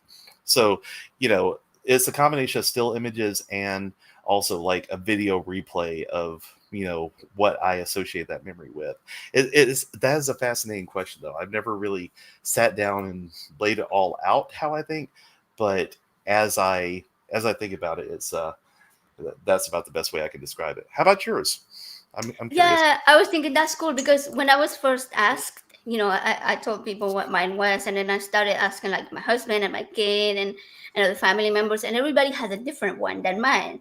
But you're like the first person that describes it super similar to mine, except the image part for me is like still images, like the memories. I can pull them up, but they're more like sometimes I can sort of like if I think of NanoCon, like I can remember the majority of it, but it's all in like kind of like a slideshow where you're like going through like the different images, but it's not like a constant video play of it. And the voice, it never shuts up. I do. My kid has ADHD, so it's possible that I more than likely do because I have a lot of executive function problems, uh, and the voice. But yeah, but it's really funny because, or interesting, I guess you could say, because when I was a teenager, so I got my cochlear implant when I was in 2017, right? And when I was a teenager and I only had my hearing aids, my hearing was super bad, and most of my thinking was really visual and very colorful and creative. And I did a lot of drawing and painting and artistic stuff. And it was more like a video play. And there was like, I don't recall there ever being a voice. And obviously, I'm sure it was because I was deaf, right? But so go go into adulthood, and before I got my implant, my vision started getting a lot worse than it already was. And after I got my implant, it got to the point where I went legally blind. And so I could see, but it was more like shapes. And like if somebody was standing right in front of me, I couldn't tell like the eye color or anything. Like I could see like the hair color and their style, and like the color of their skin, whether they had facial hair, stuff like that, or glasses and stuff like that. I could deduct that based on like the very blurry imaging. And because of the issue with my eyes was that the corneas were too curved, it made it to where there were several copies of the same image. So if I looked at the moon, there were like 10 moons. And so it made it impossible to be able to read or do anything like that. So I relied a lot on my hearing. And I think that's when my thinking shifted. Like, because I wasn't seeing very well, it stopped being visual. And even in my dreams, it was like super toned down, almost black and white type of dreaming. And where I couldn't see people's faces either. I could tell who they were based on like other characteristics that I noticed. It was kind of like a gut feeling, more sort of thing, like, oh, this is my kid, or it's like a friend that I already knew, or stuff like that. And then the voice came along, and now it never shuts up. But I can also hear other people's voices. Like after we hung up, I'm pretty sure I'll remember like things that you say that in your voice, right? And so it helps me, like if I have to talk to the same person again, sort of recall the way that they speak and be like, oh, okay, we're gonna talk about this, or we're gonna talk about that, and stuff, and like get a back and forth dialogue that I can use for the next conversation. Because anxiety, and it helps me calm down to know what's coming next and to have a plan for it. But then after I got my corneal transplant on both eyes, my vision became way better. Now I can look at the computer and kind of like see your face very clearly and everything, right? And while my thinking hasn't completely returned to visual, it's still like voice, my dreams have become a lot more colorful, and where I can actually see people's faces and know who they are based on their faces and stuff. So it's really mind blowing the way that the brain rewires itself based on how it perceives the world around it. Like the senses that are heightened are usually the ones that sort of lead how you think and how you react to the world around you, right? My sister can't smell. So like, I don't know exactly, I've never asked her really exactly how that may affect her life. And I guess she wouldn't know because she's never been able to smell. So she wouldn't know the difference. I find it fascinating. So, in your experience asking people this, has it been? Have you seen like a trend among certain people, or people who like I would imagine Seth Andrews, him being a very audio centric person, the way he trains his voice and everything. Do you see like certain people trending different ways based on which of their senses they tend to rely on most? I noticed, like, for example, my husband says that he thinks very visually and sort of like your friend in a very colorful, abstract way. But at the same time, he's like, well, I can like pull memories or conversations or things like files, from the back of the head. Mhm. And that he does have a voice, but it's not like as talkative as probably our voices are. So he's just a lot more visual, and he has like a lot of artistic thinking, right? And that shows in his artistic activities that he does. He does photography, and he used to do a lot of painting and drawing and all that kind of stuff. So it's like I do see it, but I don't know if I guess it is the way the brain works translates to how they to how they are. Yeah, I guess it all starts in the brain. Yeah, that's a good question. Like whether it starts outside your body, like is it? Yeah, because at the same time, like I just said, your senses, the way that it inputs into your body and into your brain, shapes your brain, and then that in turn gives the result of how you act. So okay, so it's like a cycle. Because I just find it fascinating, yes, the different ways that you have experienced, your senses being at various levels of performance, like how your internal thought process has shifted with that. I just find that amazing to think about. I know, and I imagine that must have changed also, like the way I interact with the world as well. Like I haven't actually stopped to think about that part, but I'm sure it has changed it. Because like I said, if you're very visual thinking, then you're going to be more artistic. My teenager thinks in text, which is really weird to me. Like apparently in like typed text. So I don't know. So it looks like we have a call. Let's see if they're ready. So it's Greg, him from Texas. Hey, I'm from Texas. Here's a question. It says rational belief in God and solutions to paradoxes within Christianity. That's the topic, which we are going to ask Greg to please expand and let us know what the question is or how we can help. Hey, Greg, how you doing? Oh, I'm doing fine. Thank you very much. Thanks for having me. Yeah, no, actually, Wes and I are friends, and we talk from time to time. I believe he's the admin or whatever, works with you all from time to time, Wes Sediford. Yeah, and he was asking me about calling in. I guess what I'd normally like to talk about is just rational belief, a belief in God. A lot of times, I guess the question is, how do you know if there's a God? Mm-hmm. And versus, I tend to lean towards, I don't think you do know, I think you believe. And because I don't think there's anything that we actually do know, in fact, other than that we ourselves exist. I think everything else that we have a belief about, and that includes belief in God. And so it really comes down to not whether or not you know that there's a God, it's whether or not the belief in God is rational or not. And so anyway, I'm happy to chat about that if you all would like to chat about that. Or I also mentioned that I deal a lot in the paradoxes of Christianity.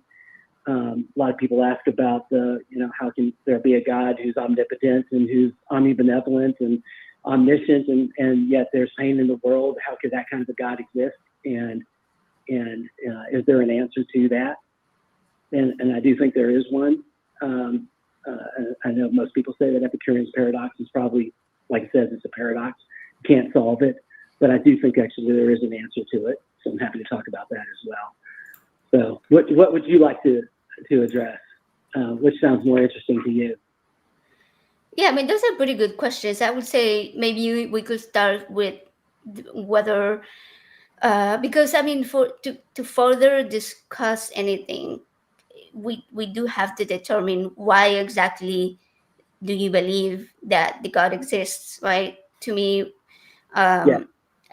The reason I don't believe is because I don't find evidence for it. And whenever somebody comes to me with any type of claim, it could be like, hey, I just ate a sandwich and, I see the crumbs and I see that there's less ham in the bag and I see that there's less slices of bread in the bag. Then I'm like, okay, that's enough evidence for me to show that more than likely, yeah, you did eat a sandwich, right? So how do No, you absolutely. I understand what you're saying. specifically?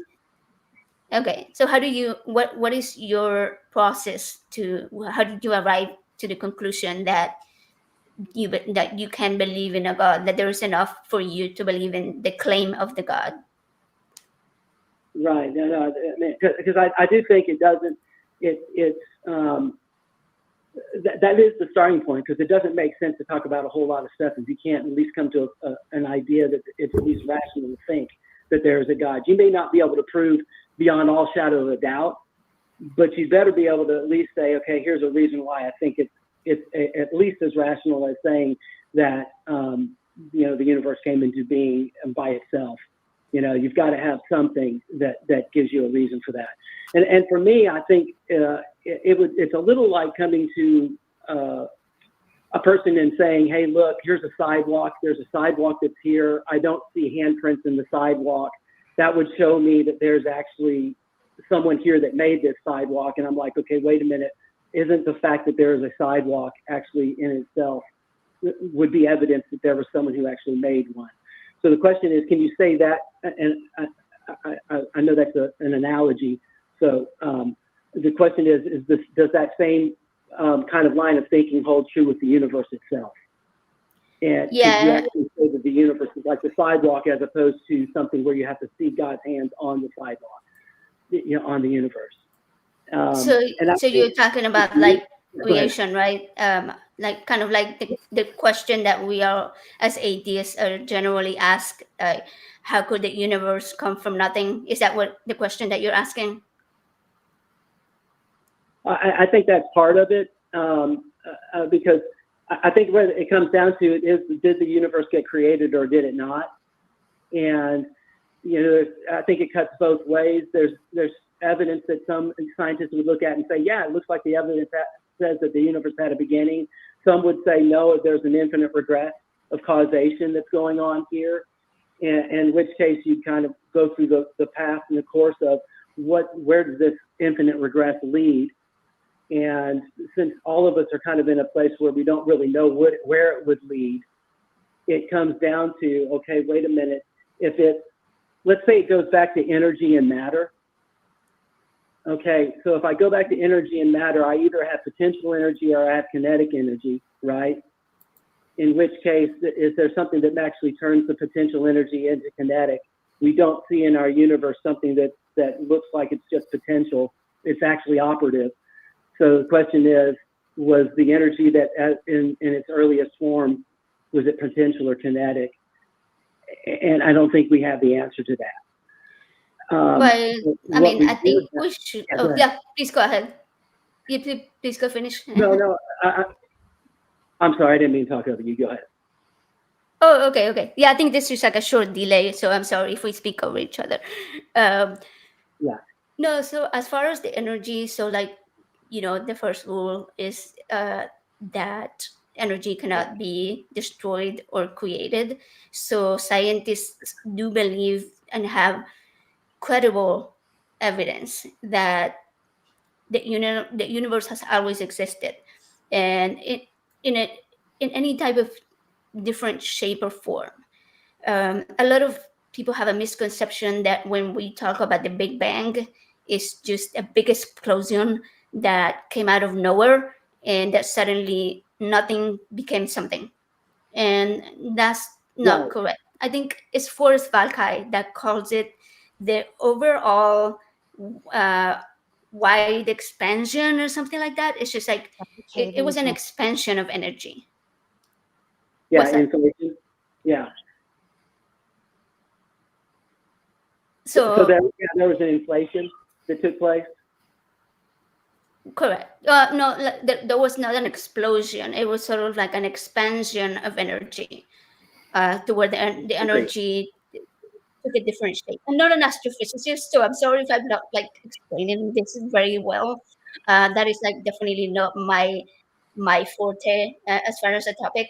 But from my understanding, we do have enough evidence to show that there was already energy present, but the form that it had taken at that time was not what we see today. And even today, we can still observe the universe continuing to expand. So we know that this started as a very slow expansion and has continued to expand and expand and expand, and it will continue to expand. Well, I mean, I think our universe probably started with a rapid expansion in inflation in a millionth of a trillionth of a billionth of a trillionth of a billionth of a second in inflation, and then it has expanded past then with the Big Bang as being a slower expansion thereafter. But even then, that's just our talking about our universe, and there's what are the precursors to our universe. And that's where you get into quantum theory and all kinds of things that go on to there. I guess what I would say is one, I see it's completely reasonable and rational to believe that there's not a God behind this, that it could happen completely naturally. And I think if a theist comes into it and says, hey, look, no, it's absolutely proof, it has to have happened with a God, I think they're not being intellectually honest. But I think also to say that coming to what we have in terms of the forms of life that we have, the type of intelligence, the type of moral kinds of constructs that we have that are a part of this as well, it's just as reasonable to think that it could very well have come from something where those constructs would have been a part of whatever caused the things that we do see to have happened. And so, because you go back to say, okay, if all I have is energy in whatever form it was, and whatever matter in whatever form it was, what's the likelihood of it leading to what we see in terms of the forms of life and the forms of the way that life exists in terms of moral constructs, etc. I think it can be argued just as rational. It could be argued just as reasonably to say it's rational that there had to be something that had those as being a part of themselves as the construct that began this thing. So I guess where we end up is in a position where we say both are rational beliefs. The question is which is true, and I think the real answer is that neither of us know. I'm okay with saying I don't know all the things. Yeah, that's how I am. I think that's the better position to end up in, is for both of us to say we really don't know. And as a result of that, to say, okay, what are the implications both directions? And how do we live with one another if we both come at this from a different line of thinking? Does that make sense? It does. Yeah. So let me ask you real quick. When you're saying that you believe that God created the universe, you're talking about the God of Abraham, correct? I am. Yeah. Okay. Okay. And there's a reason why I think it goes down to the God of Abraham as being the most rational. And I think it's because if you have a universe in which there are things that operate in community, it would mean that those things, that whatever it came from, probably itself within itself operated in community. And there's really only one God that is espoused that actually within itself operates in community, and that would be the triune God of the Bible. Okay. And what specific denomination of Christianity do you practice? I go to a Southern Baptist church, but I would say they would probably disagree with me on a lot of the things that I say. I don't really think it matters which denomination you are. I think it outside of Christ and Christ crucified. I think that's the only thing that matters from a Christian standpoint. I have to disagree with that because there are 400 different translations of the Bible in English and 45,000 Christian denominations all around the world. So those are 45,000 different views of Christianity. So how do you know that how do you know that yours specifically out of those 45,000 is the correct one? Well, again, going back to what I said in the very beginning, I would say I don't know, I believe. And the reason why I believe what I believe in terms of it being the right one, and let me say, I don't even think it's right to say the right one, because I think all the denominations probably are right on certain aspects of things, and probably all of us are missing on things as well. I think the place where we are united more often than not is about the fact that that without Jesus Christ or what he accomplished on the cross, then there's no way to resolve what is the issue between us and a perfect God. Well, but the Jewish people would disagree because they don't believe in Jesus, so they don't go by Jesus. Right, but they're not Christian. Okay, so anyone that's not Christian is incorrect. It does not believe right, even though it is the same God. They believe in the same God that you do. They believe in Yahweh, but they wouldn't believe that Jesus Christ is one and the same God. Yeah. So no, let me present to you what I would think is about Christianity, or in terms of, I think that God looks much more on the heart than he looks on necessarily whether or not you have all the right answers. And I think what God looks at, the Bible says that there's no other name under heaven by which man can be saved except for the name of Jesus. It doesn't say that you necessarily have to say, hey, I pray and ask Jesus Christ to be my Savior. I think the Bible does say that if you do pray, and if you do, espouse that Jesus is Lord with your mouth and believe that God raised him from the dead, that you can know as much as you can from an understanding standpoint that you're saved. But what the Bible presents is that anyone who gets into restored relationship with Christ, with God, it happens on the basis of what Jesus Christ Skeptic accomplished. Haven joined. But what happens if there was someone that never heard about the name of Jesus? What if it was someone who was raised in a Muslim country and they've been taught that Jesus was just a prophet, and in fact that Jesus is not God, and if you believe in the Trinity, you're actually worshiping a false God? I think that what the Bible is presenting is actually that God looks on the heart, and if someone is crying out to him and saying, God, will you make the remedy that you made apply to me, then you can have a lot of the wrong answers, but God's going to look at your heart and be able and say, hey, look, I will apply Christ to this person because this person is actually reaching for me in the way that I'm looking for. That's interesting. And how will So, somebody go about applying that belief to in such a way that would make it good enough for that person to be the correct type of believer that will, go to heaven? Or like, how do we determine that?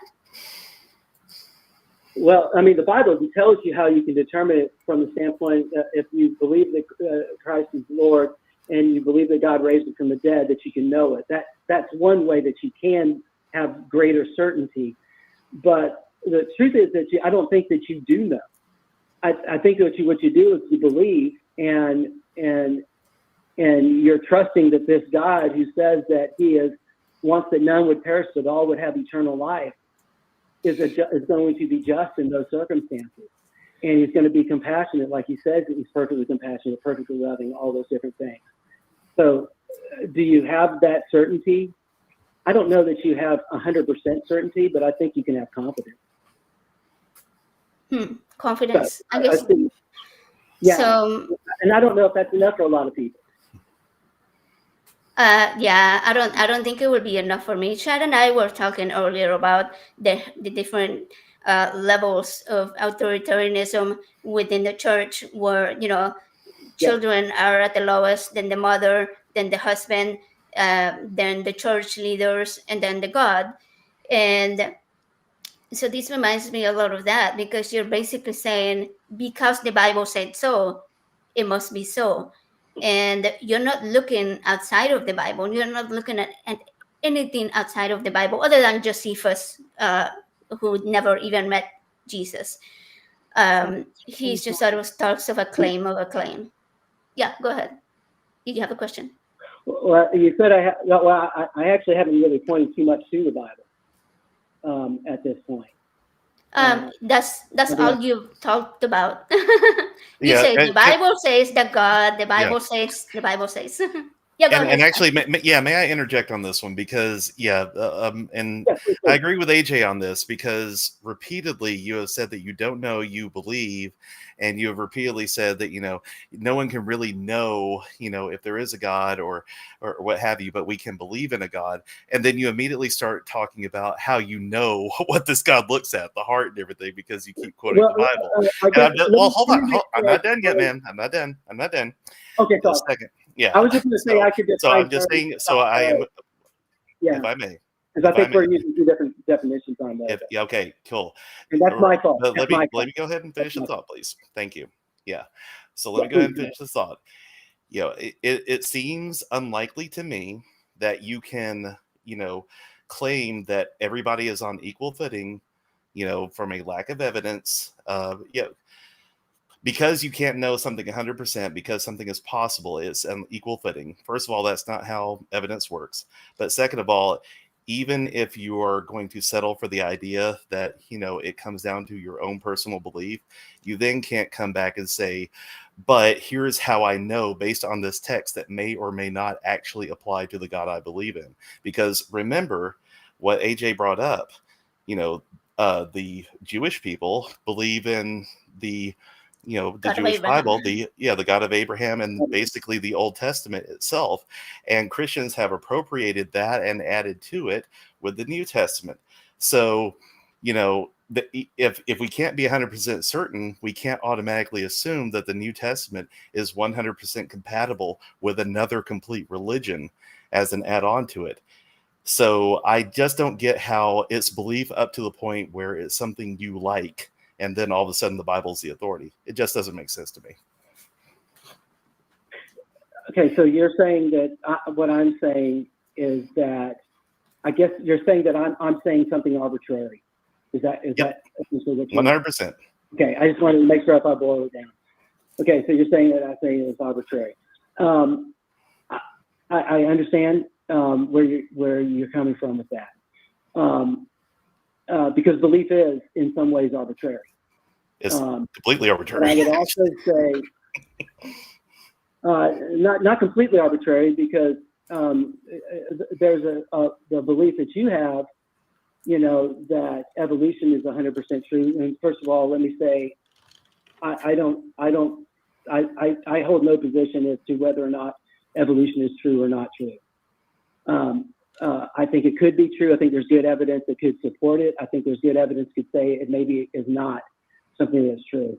But what you have is a belief in that, based on evidence that leads you to a certain level of confidence, a confidence level, right? Because any belief is based on evidence that leads you to a confidence level. That's why you have confidence intervals. That's why you. But because we know that the scientific process works. We've seen it. You believe We've it. actively seen it work. Yeah. Okay, let me make sure I define know, because there's know as far as understanding based on evidence and reason, and then there's what we call knowing in fact, right? We're both not, when we both say no, we're not saying knowing in fact in terms of absolute certainty, right? Because I don't think there's anything that we know, either of us know with absolute certainty, other than Although that you keep quoting the Bible as an authoritative source on what a eternal God that may or may not exist wants to communicate to us, and I just see a disparity there, because we haven't even established that this God exists or is likely to exist. Your argument is that it's equally likely, which it's not. Trust me, it's not, because there is not enough evidence to positively show that there is a deity out there. You're kind of like putting it in a gap, saying, well, in the places we don't know, there is a remote possibility there could be a God, and because it's the triune God that I believe in, which is not supported by at least half the scriptures, that seems to be the most rational thing. And when by the way, there are several polytheistic religions out there that would also claim that their gods all work in harmony with each other. So again, all that's very arbitrary.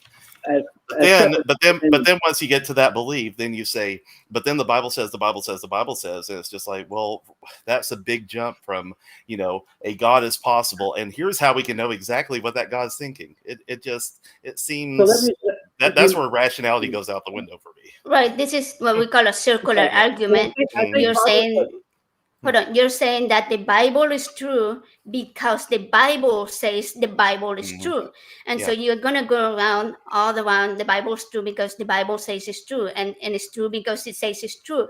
And therefore God is true because the Bible says God exists. I've skipped logic steps here. Okay. Because I think where I would have started with was, is the universe something that has a beginning or doesn't have a beginning? At the end of the day, we don't know. And if I may, that doesn't necessarily mean therefore God, because then you run into a bigger problem, because if your argument is that there is a designed universe out there, that there is something, like you said, you see a sidewalk, you think someone designed it. I see a universe, and all I see is a universe. I see no design in it. Everything that we keep pulling back the curtain on with things like the James Webb Space Telescope shows chaos. There are galaxies colliding against each other. There are entire, black holes. There are uninhabitable places. There are things that we will never actually, reach, but we can see from a distance. And there doesn't appear to be a rhyme or reason to it. It is compatible with what we see as chaos. Any order that we see is pretty much limited to our little section of the universe on this planet we're on at this point. Exactly. Yeah. So even if you look out there and you see order, which I don't see where you're getting that from, even if you do see order, then you have to say, well, obviously it came from somewhere, therefore a designer. And then who designed the designer? It's just moving the goalposts, because if the complexity of the universe demands that there is a designer, and I'm not finished, if the design of the universe demands that there be a designer, then the complexity of that designer demands that something had to design that designer, and it's turtles all the way down, man. Okay, but you're actually presenting an argument that's not my argument. Well, I mean, you said the sidewalk thing, dude. I don't know what you want me to get from you. I haven't mentioned designer at all. So let me ask you. You're saying that I'm sorry. Go ahead. Well, my question was to make sure that I am understanding your argument. Are you saying that because everything on Earth requires a creator, therefore the universe requires a creator? Is that what you're saying? No, that's not what I'm saying. Okay. Because I don't think you start with the Earth. I think you have to start with the universe. Okay, And, so and what I think where you go with the universe is, okay, does it come into existence or was it created? The answer is we don't know. So we have to look at both sides of it and say, okay, if that's it fair. didn't come into existence, if it didn't come into existence, that means it itself existed itself in infinite regress, right? It could have, yeah. But Safe to say, or is there another argument that you could present for that? Matter and energy could have just always been there. We don't know. right, and there is a lot of science pointing to the universe being eternal, and it just expanding or changing the way that that energy presented at what we call the Big Bang, which is a very unfortunate and incorrect name. So if the universe is eternal, are we saying that the universe is eternal then? So I'm saying that is a very good possibility of that. Yes, that's what I'm saying. Okay. So I'm not saying a hard. Yeah, is it more or less likely that energy, if it's always moving towards atrophy, would it actually be in a situation over eternity where it would be still kinetic, or it'd be more likely that we'd have no motion at all? It could just exist in no form. Across eternity, we're in a high kinetic universe, right? Mm-hmm.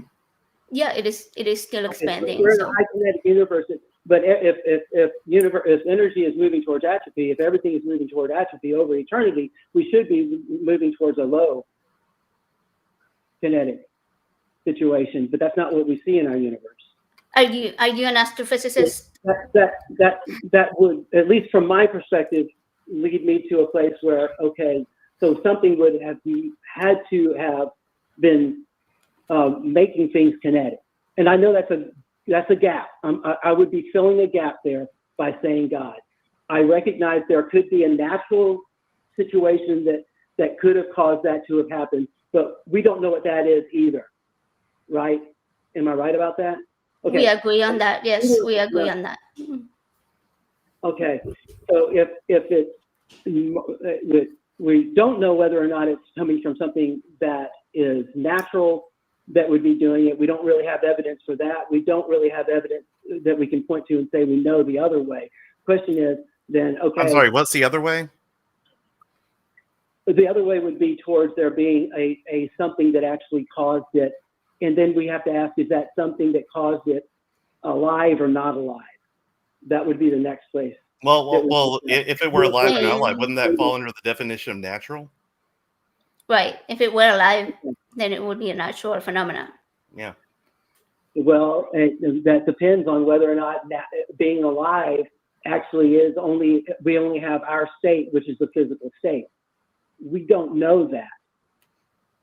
Right. Therefore, we shouldn't. We know what's on the other side of dark matter and dark energy. I have no idea.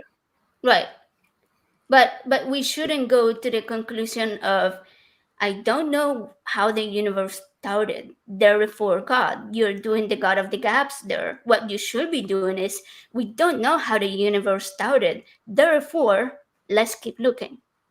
No, I'm all for keep looking. I'm all for keep looking. So I'm not a Christian that just says, hey, forget it. Let's stop looking and say, okay. So, but I guess where I go with it is that I would have to then ask, okay, whatever it is that is making this thing kinetic, is it alive or is it not alive? And how do you test for that? We have things that are alive in our universe now, that is more likely that this thing was something that was alive as opposed to not being alive. Is that because normally we see life coming from life, right?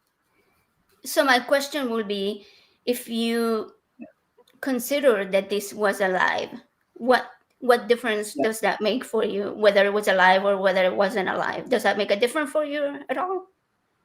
Why do you have that question? I don't quite understand where that question comes from. Well, it goes to if there's not, like, if there's a God, then that thing would be alive. So it only opens the door as to whether or not it's rational to believe that whatever is the thing that has actually caused this, what we see around us that has life in it, probably itself was alive. I would be looking for something that was alive that did it. And what gave that life? Right, because if Well, the creator was alive, what gave it life? Yeah, if you go ahead. Yeah, if you go with an infinite regressive causation, you should not see anything. I mean, rationally speaking, unless you're saying it's an infinite regress on now. Because the only thing that's really an infinite regressive causation, the only one that really makes practical sense is actually an infinite regress on now. Because if not, you'd never really come to nothing would ever come to being without a cause that was a first cause. So here's the thing: you're assuming that matter and energy came into being from some source at some point, and we don't have evidence for that. No, I'm saying please let me finish, dude. Like, seriously, please let me finish. So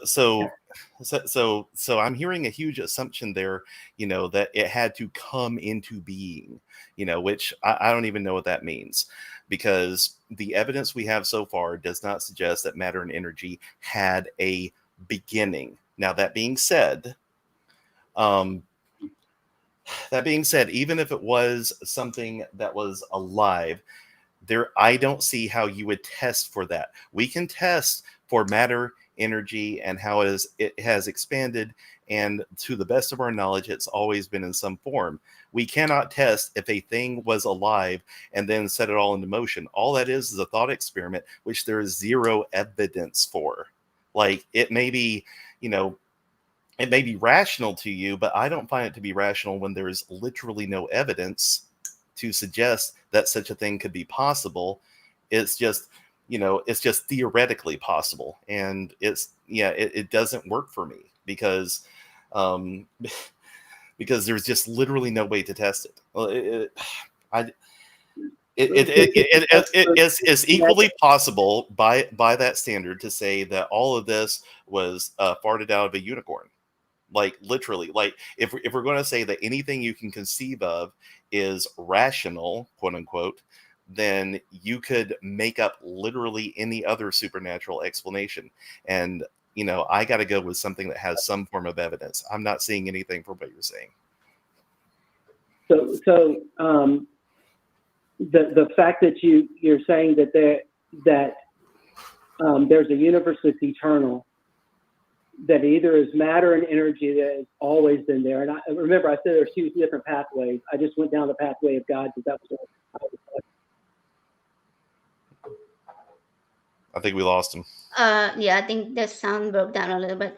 But this was like the very first time I've ever heard anyone claim that. Oh, sorry about that. Yeah, so your sound broke out. So you may have to restart what you were saying because we didn't hear a thing for like the last minute. I apologize. Okay. Yeah, no, what I was saying is that I know there's two different pathways. And I was saying have mainly been talking about the one that involved God, but the other pathway was that matter and energy were the thing that was eternal. So I wasn't saying that matter and energy couldn't be eternal. I was just going down the pathway that you are asking me about. No, okay, matter so and energy could be eternal. The question is, do you both equal options? I think they're both rational options. And I think there's definitely arguments for and against both.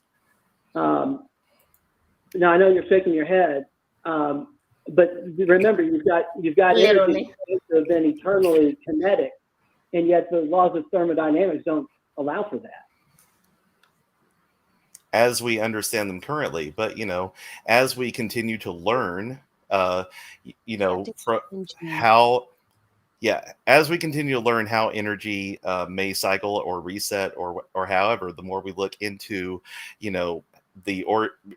the more we look into the redshift, that we're now able to view and learn more about the early universe, and the more that we're able to, measure how energy acts throughout time and stuff, we get to learn more and more about these questions. And we don't have to, assume that God is rational, because again, you still come up against the point that there is more evidence for energy and matter having been eternal than a God. Even if you assume that, this kinetic energy violates the second law of thermodynamics. Again, I'm a homeschooler that was barely educated, so bear with me on this. But even if you do assume that, you still have no evidence for a God, period. And you certainly don't have one for the God of the Bible.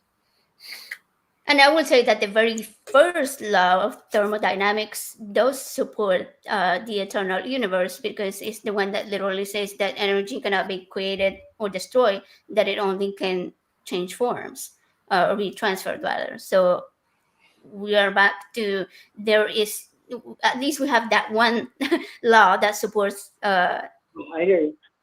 the eternal universe. So what evidence do you have for a creator or a first cause? Again, I go down the path of, okay, if I look and see that we've got matter and energy that are here, that are existing, and you were saying that it was eternal, and we're going back to it from an energy is really the dynamic point of it. Matter wouldn't be the dynamic point of it. But I'm looking at it and saying, from an eternal perspective, if I'm looking back, that you would see that energy would be winding down. And if you're winding down over the course of an eternity, then we should see everything as being not kinetic, a high kinetic situation. It should be low kinetic at best, and if not, it should be standstill. But that's not what we see. So no, then the question just becomes, okay, so what is the set of circumstances that have made it so it has remained kinetic? You're exactly right. We don't know everything. It could be something natural. But yet on this one planet that we have here in the Earth, where we see life, and we see life of this kind, it would lead you back to the thing that should be doing it. It would be something that would be alive. I don't see that. I don't see that at all. Like, from a variety standpoint. Well, where does is matter and energy alive? Is matter and energy alive? Is so what my is it phone alive? I made it matter. I'm alive. Hi. Mm-hmm. I don't think my phone is alive though. Yeah, I mean, like, I guess you could I'm- consider AI to be alive. Matter and energy shouldn't lead to things that just matter and energy shouldn't lead to things that are alive. And we But do it have does, though. Like, literally, like the very things that we have identified as necessary for life have been found in comets. And, just the fact that this one particular planet that we have been able to observe is able to sustain life. And by the way, that chaotically, because, there have been extinctions. There has been, as far back as we can tell, smaller things eating, or bigger things eating smaller things, and constantly, changing and adapting to a very harsh environment. We are only as hospitable to life in comparison to the rest of the universe that we have observed, because there's still a lot of dangerous stuff out there. And just because I'm sitting comfortably in an apartment right now doesn't mean that I can't go out there and like get hit by a moose or something. It's just like, it's a matter of perspective to me at this point. What is uniquely involved with our Earth that actually allows it to maintain and sustain life? I mean, because I know that we say that there's billions and millions of other planets out there, and yes, the statistics would say that there's life out there on those other planets. But there's just as good statistics to say that there's no possibility, that such an impossibility that life would ever exist in this form, that this really is the one. Yeah, that's a huge assumption right there, man. I can't. Yeah, for sure. We don't There's know. nothing, there's We nothing don't unique about our know. planet. Yeah, we like literally, we're like tons of other planets. Yes, a very specific set of circumstances happened that could have been replicated.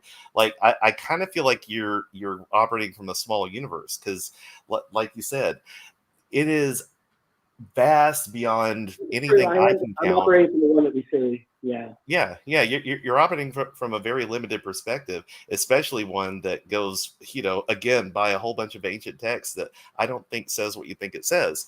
And and meanwhile, like, to me, the wonder comes from the fact that, there is still so much that we may never know or may never explore, but we as a species have the ability and we have the capability to continue asking questions and looking for it. And I don't see a point in like just assuming something that we have no evidence for. There is no evidence for the Christian God, period. And yes, I know that's not a problem to you because you think it's equally, that all ground is equal on the level of belief. But then you run into even more problems because Vishnu comes into question at that point, or, magical unicorns, or even say that one woman out in Colorado who claimed that she was God and took a whole bunch of silver and unfortunately unalived herself. Like belief is not a level playing field. There is a whole bunch, we as humans come up with more rational answers and more practical answers to the questions we have and more practical applications by following the evidence. At no point do I see do I see any point in like going back and saying, hey, here's a bunch of books that we arbitrarily threw together from several different perspectives over several different times that address two completely separate religions, and therefore I can know the mind of this thing that may or may not exist. It just doesn't make sense to me, man. I understand. I just don't see how it's rational. I would say, I do think maybe you heard me wrong in the beginning because I think you took me as being a universalist. I think no, in terms of what I said. What you said was that because we don't know, it's a matter of belief, and then you run into a whole new set of problems on that. And I'm content to go with the evidence as we keep finding out. And if we don't know, then we keep asking the questions and we keep testing and we keep observing and keep measuring. I don't see a point in going back and assuming what if a God, specifically the one I was raised to believe in. Right. So, Greg, I have a question for you.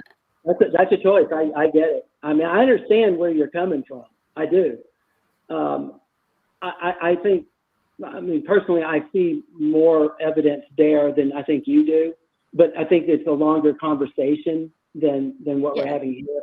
I mean, it was like because I could go into and say, hey, I can point in the Bible in Genesis chapter 1 where the things that you're talking about in terms of like, let's say evolutionary theory, I could look at it and say, hey, I can point to the Bible and actually show you where actually evolutionary theory is there. And in truth, maybe evolution is actually pointing us to as being evidence of the God of the Bible. Not necessarily. Can I say something super quick? Because the beginning of the universe and evolution are widely separate things. Mm-hmm. Are we talking about the same thing? Like everybody in Genesis, where does life come from? The beginning versus evolution. I completely understand. Yeah. Okay, gotcha. All right, I was making sure that I wasn't like missing something. No, because cosmology is completely different than biology and chemistry and all of those different things.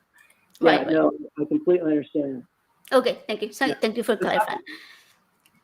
Okay, so my question for you was earlier. Go ahead, I'm sorry. Yeah, sorry, we keep talking over each other because of the little short delay.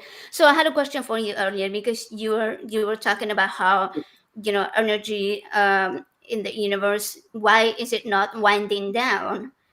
But that is actually covered in the second law of thermodynamics, which talks about how energy disperses, and it relates to entropy, which is like this concept of how chaotic or disordered the universe is, right?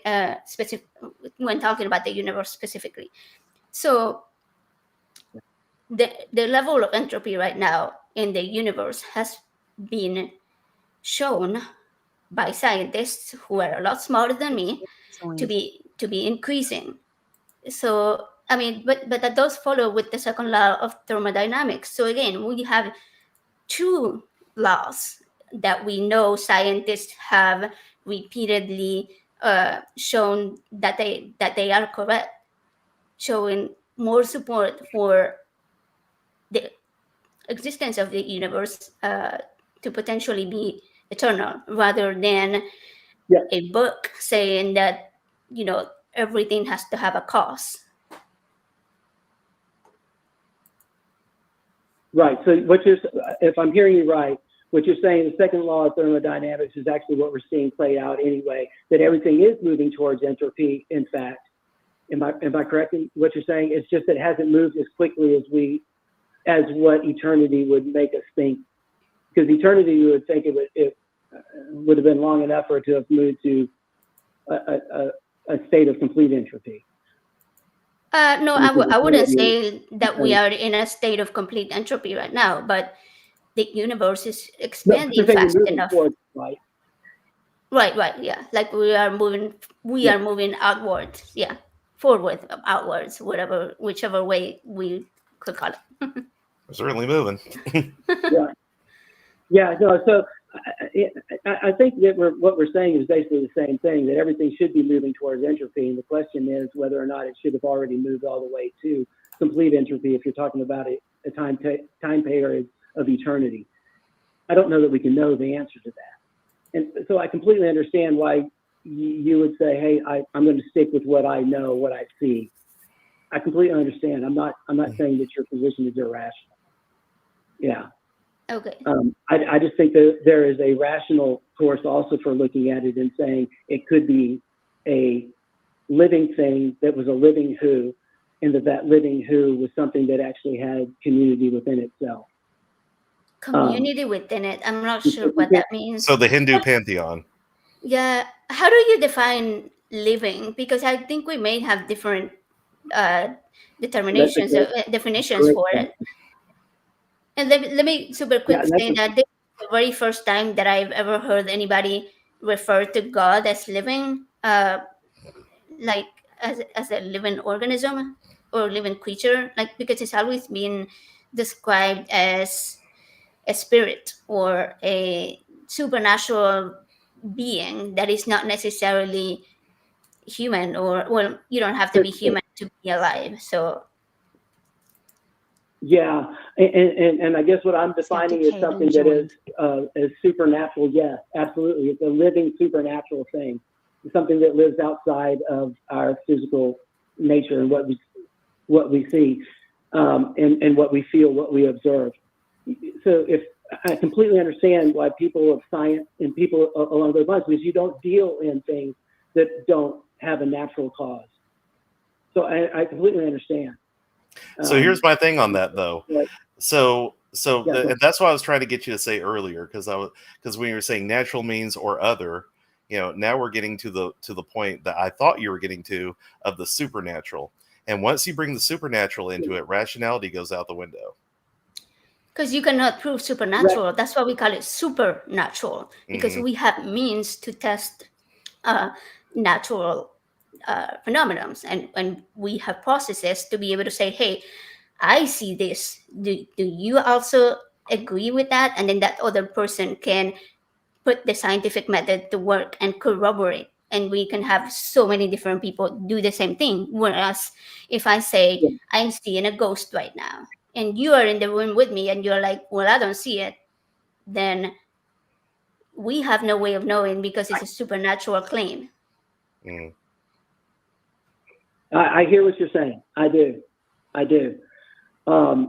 Would we agree, though, if there are living things that are in existence, that whatever that came from at least had to have the precursors of life associated with it? Like matter, and what you're saying is that the matter that exists out there that is eternal actually would have what it would take to actually be able to form something that would eventually be able to be alive.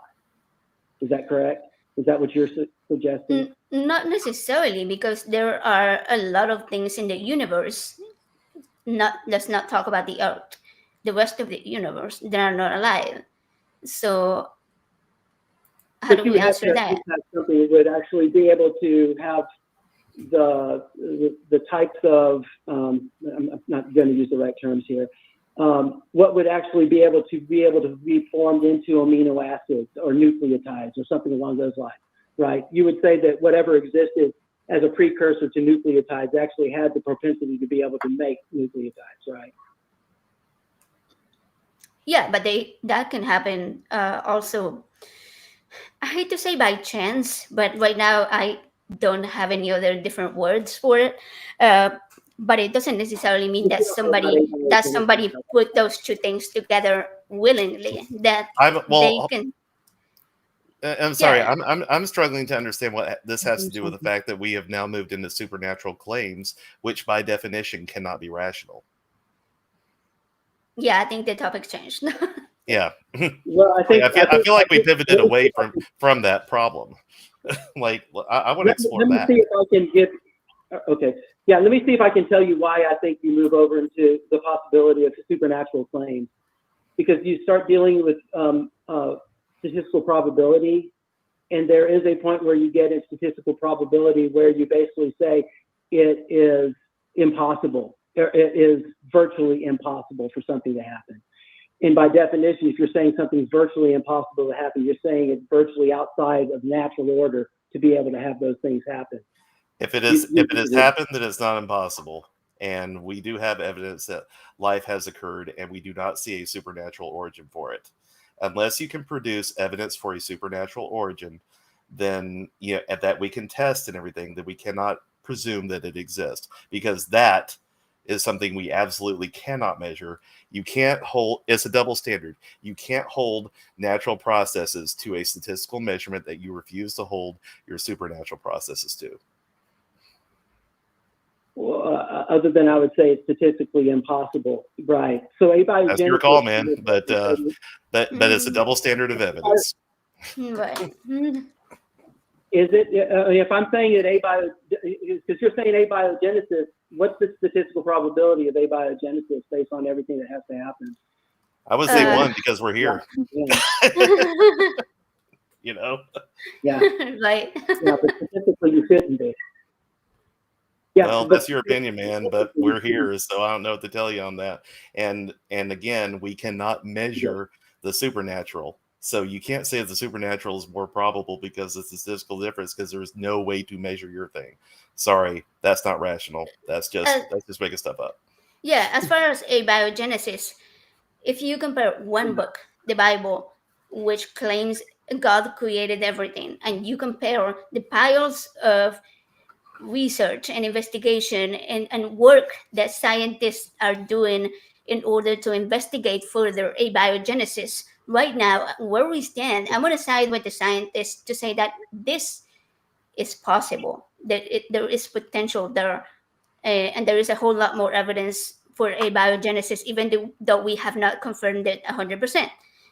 We can say it's very likely right now because there are indications that it is, to where a claim issues the claim. Yeah, I get it.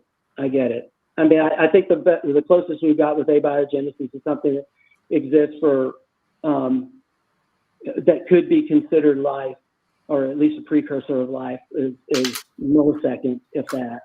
But I understand you're saying, hey, I can point to something that says, hey, at least we could do that much. And so I get it. All I would say is the statistical probability of it being sustainable and all those kinds of things is still in the realm, from a statistical standpoint, as being in the realm of the impossible. And I know we can look and say, hey, but if we I will put God there too then. Statistics, we can say, well, we have one. We do have one. And I agree. You do have one. The question then is, was it able to come across naturally, or did it have to have help? And I don't think we know. And I'm okay with not knowing yet. From standpoint, I think we don't know. Is probably the right answer. Yeah, And until I know, until I find out, I'm not going to put God in the gap. Yeah. I appreciate your time. I enjoyed speaking with y'all. All right. Hey, thanks a lot. Yeah. Good conversation. Appreciate it. I Thank know, I you. appreciate the Yeah, I conversation, appreciate it. and I hope that you come back because I enjoyed it. I enjoyed the back and forth, arguments that we're both presenting. Really good. And That's good work. I apologize. It sounded like I was talking over you all the time. No, it's the delay. I promise Yeah, it's the delay. You're good. Yeah, Thank you so much. I appreciate your time. Take All care. right, you have a good evening. Take care. You too. Bye-bye. All right, so That's yeah, fun. it's getting pretty late, man. We've been at it for 2.5 hours. I love a good chat. Nice. I know that was so much fun because I haven't had. Well, I was on a live call-in show like over a year ago, and I haven't been on one since. So this was super fun. I really enjoyed having the conversation, especially with atheists, where you're like, gotta think on the spot. So really enjoyed that. So there was something I needed to remind all of our viewers because there is a member of our skeptic community, Kyle Brewer, and he's been having a rough time lately, and a lot of people are trying to come up with some ways to help him raise funds because life happens. So if you would like to donate to his fundraiser, I do believe that our great and awesome people that do the things that we don't do up here in front of the screen, back there somewhere, are going to put, I see it. There it is. And also, I'm pretty sure that we are supposed to thank our Patreons.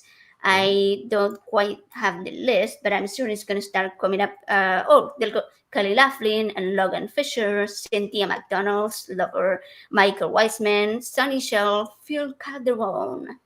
Thank you so much, everybody. The Patreons are super awesome. There's more people. Wait, that was the team members. Okay, this keeps. I'm a little. Okay, Paul Cammish, Karen Butcher, Logan Fisher, Amanda McLeod, Rion, D. Murphy, Dan D, Michael Wiseman, Sunny Shell, and Phil Calderone. Awesome. Okay, so those were the Patreons. The ones that I said before were the YouTube members. My apologies, I messed up on that one, guys. I like how we're also supported by tons of mice too. I just feel like there's a Ratatouille situation going on there, and I do see you in the, so in the nice. chat. Love you guys. I love that. Yeah, that's so funny. So, anything you want to share, Chad? Like, what, you got a channel or something? Are you back on TikTok? Are you just living life? Yeah, living life, but also getting back into content creation on TikTok. You can find me on TikTok at Archradish. That's Chad Harris mixed up. And you can also find me on my link tree, which I believe is in the it is in the links link tree Archradish. You'll find pretty much everything I've been on there, and I will be going back into full-time content creation here pretty soon, or at least more regular content creation. Should be fun. Awesome. That's cool. Yeah, I know I told you I'm going to have you on my channel, which is called Ways to Human. But I've been slacking. Like the last month has been insane. So I've been like procrastinating on scheduling people. I promise I'm going to get to it. You're like at the top of the list, of course. Once I get to it, you're going to be on it. So that's cool. So we're going to go ahead and start the end of the show. This show happens every Sunday at what I believe to be 7 p.m. Central. I don't know what time it is for everybody else. Hopefully y'all can convert it. And this was so much fun, Chad. It's always super awesome to hang out with you. I mean, we haven't known each other that long, but I feel like we've been friends forever. Love that. Thank you so much, Amy. It's always a pleasure. Seriously. All right. Thank you, everybody, for hanging out here at Skeptic Haven, and we will see you next time. Take care. This is Skeptic Haven. Let's talk.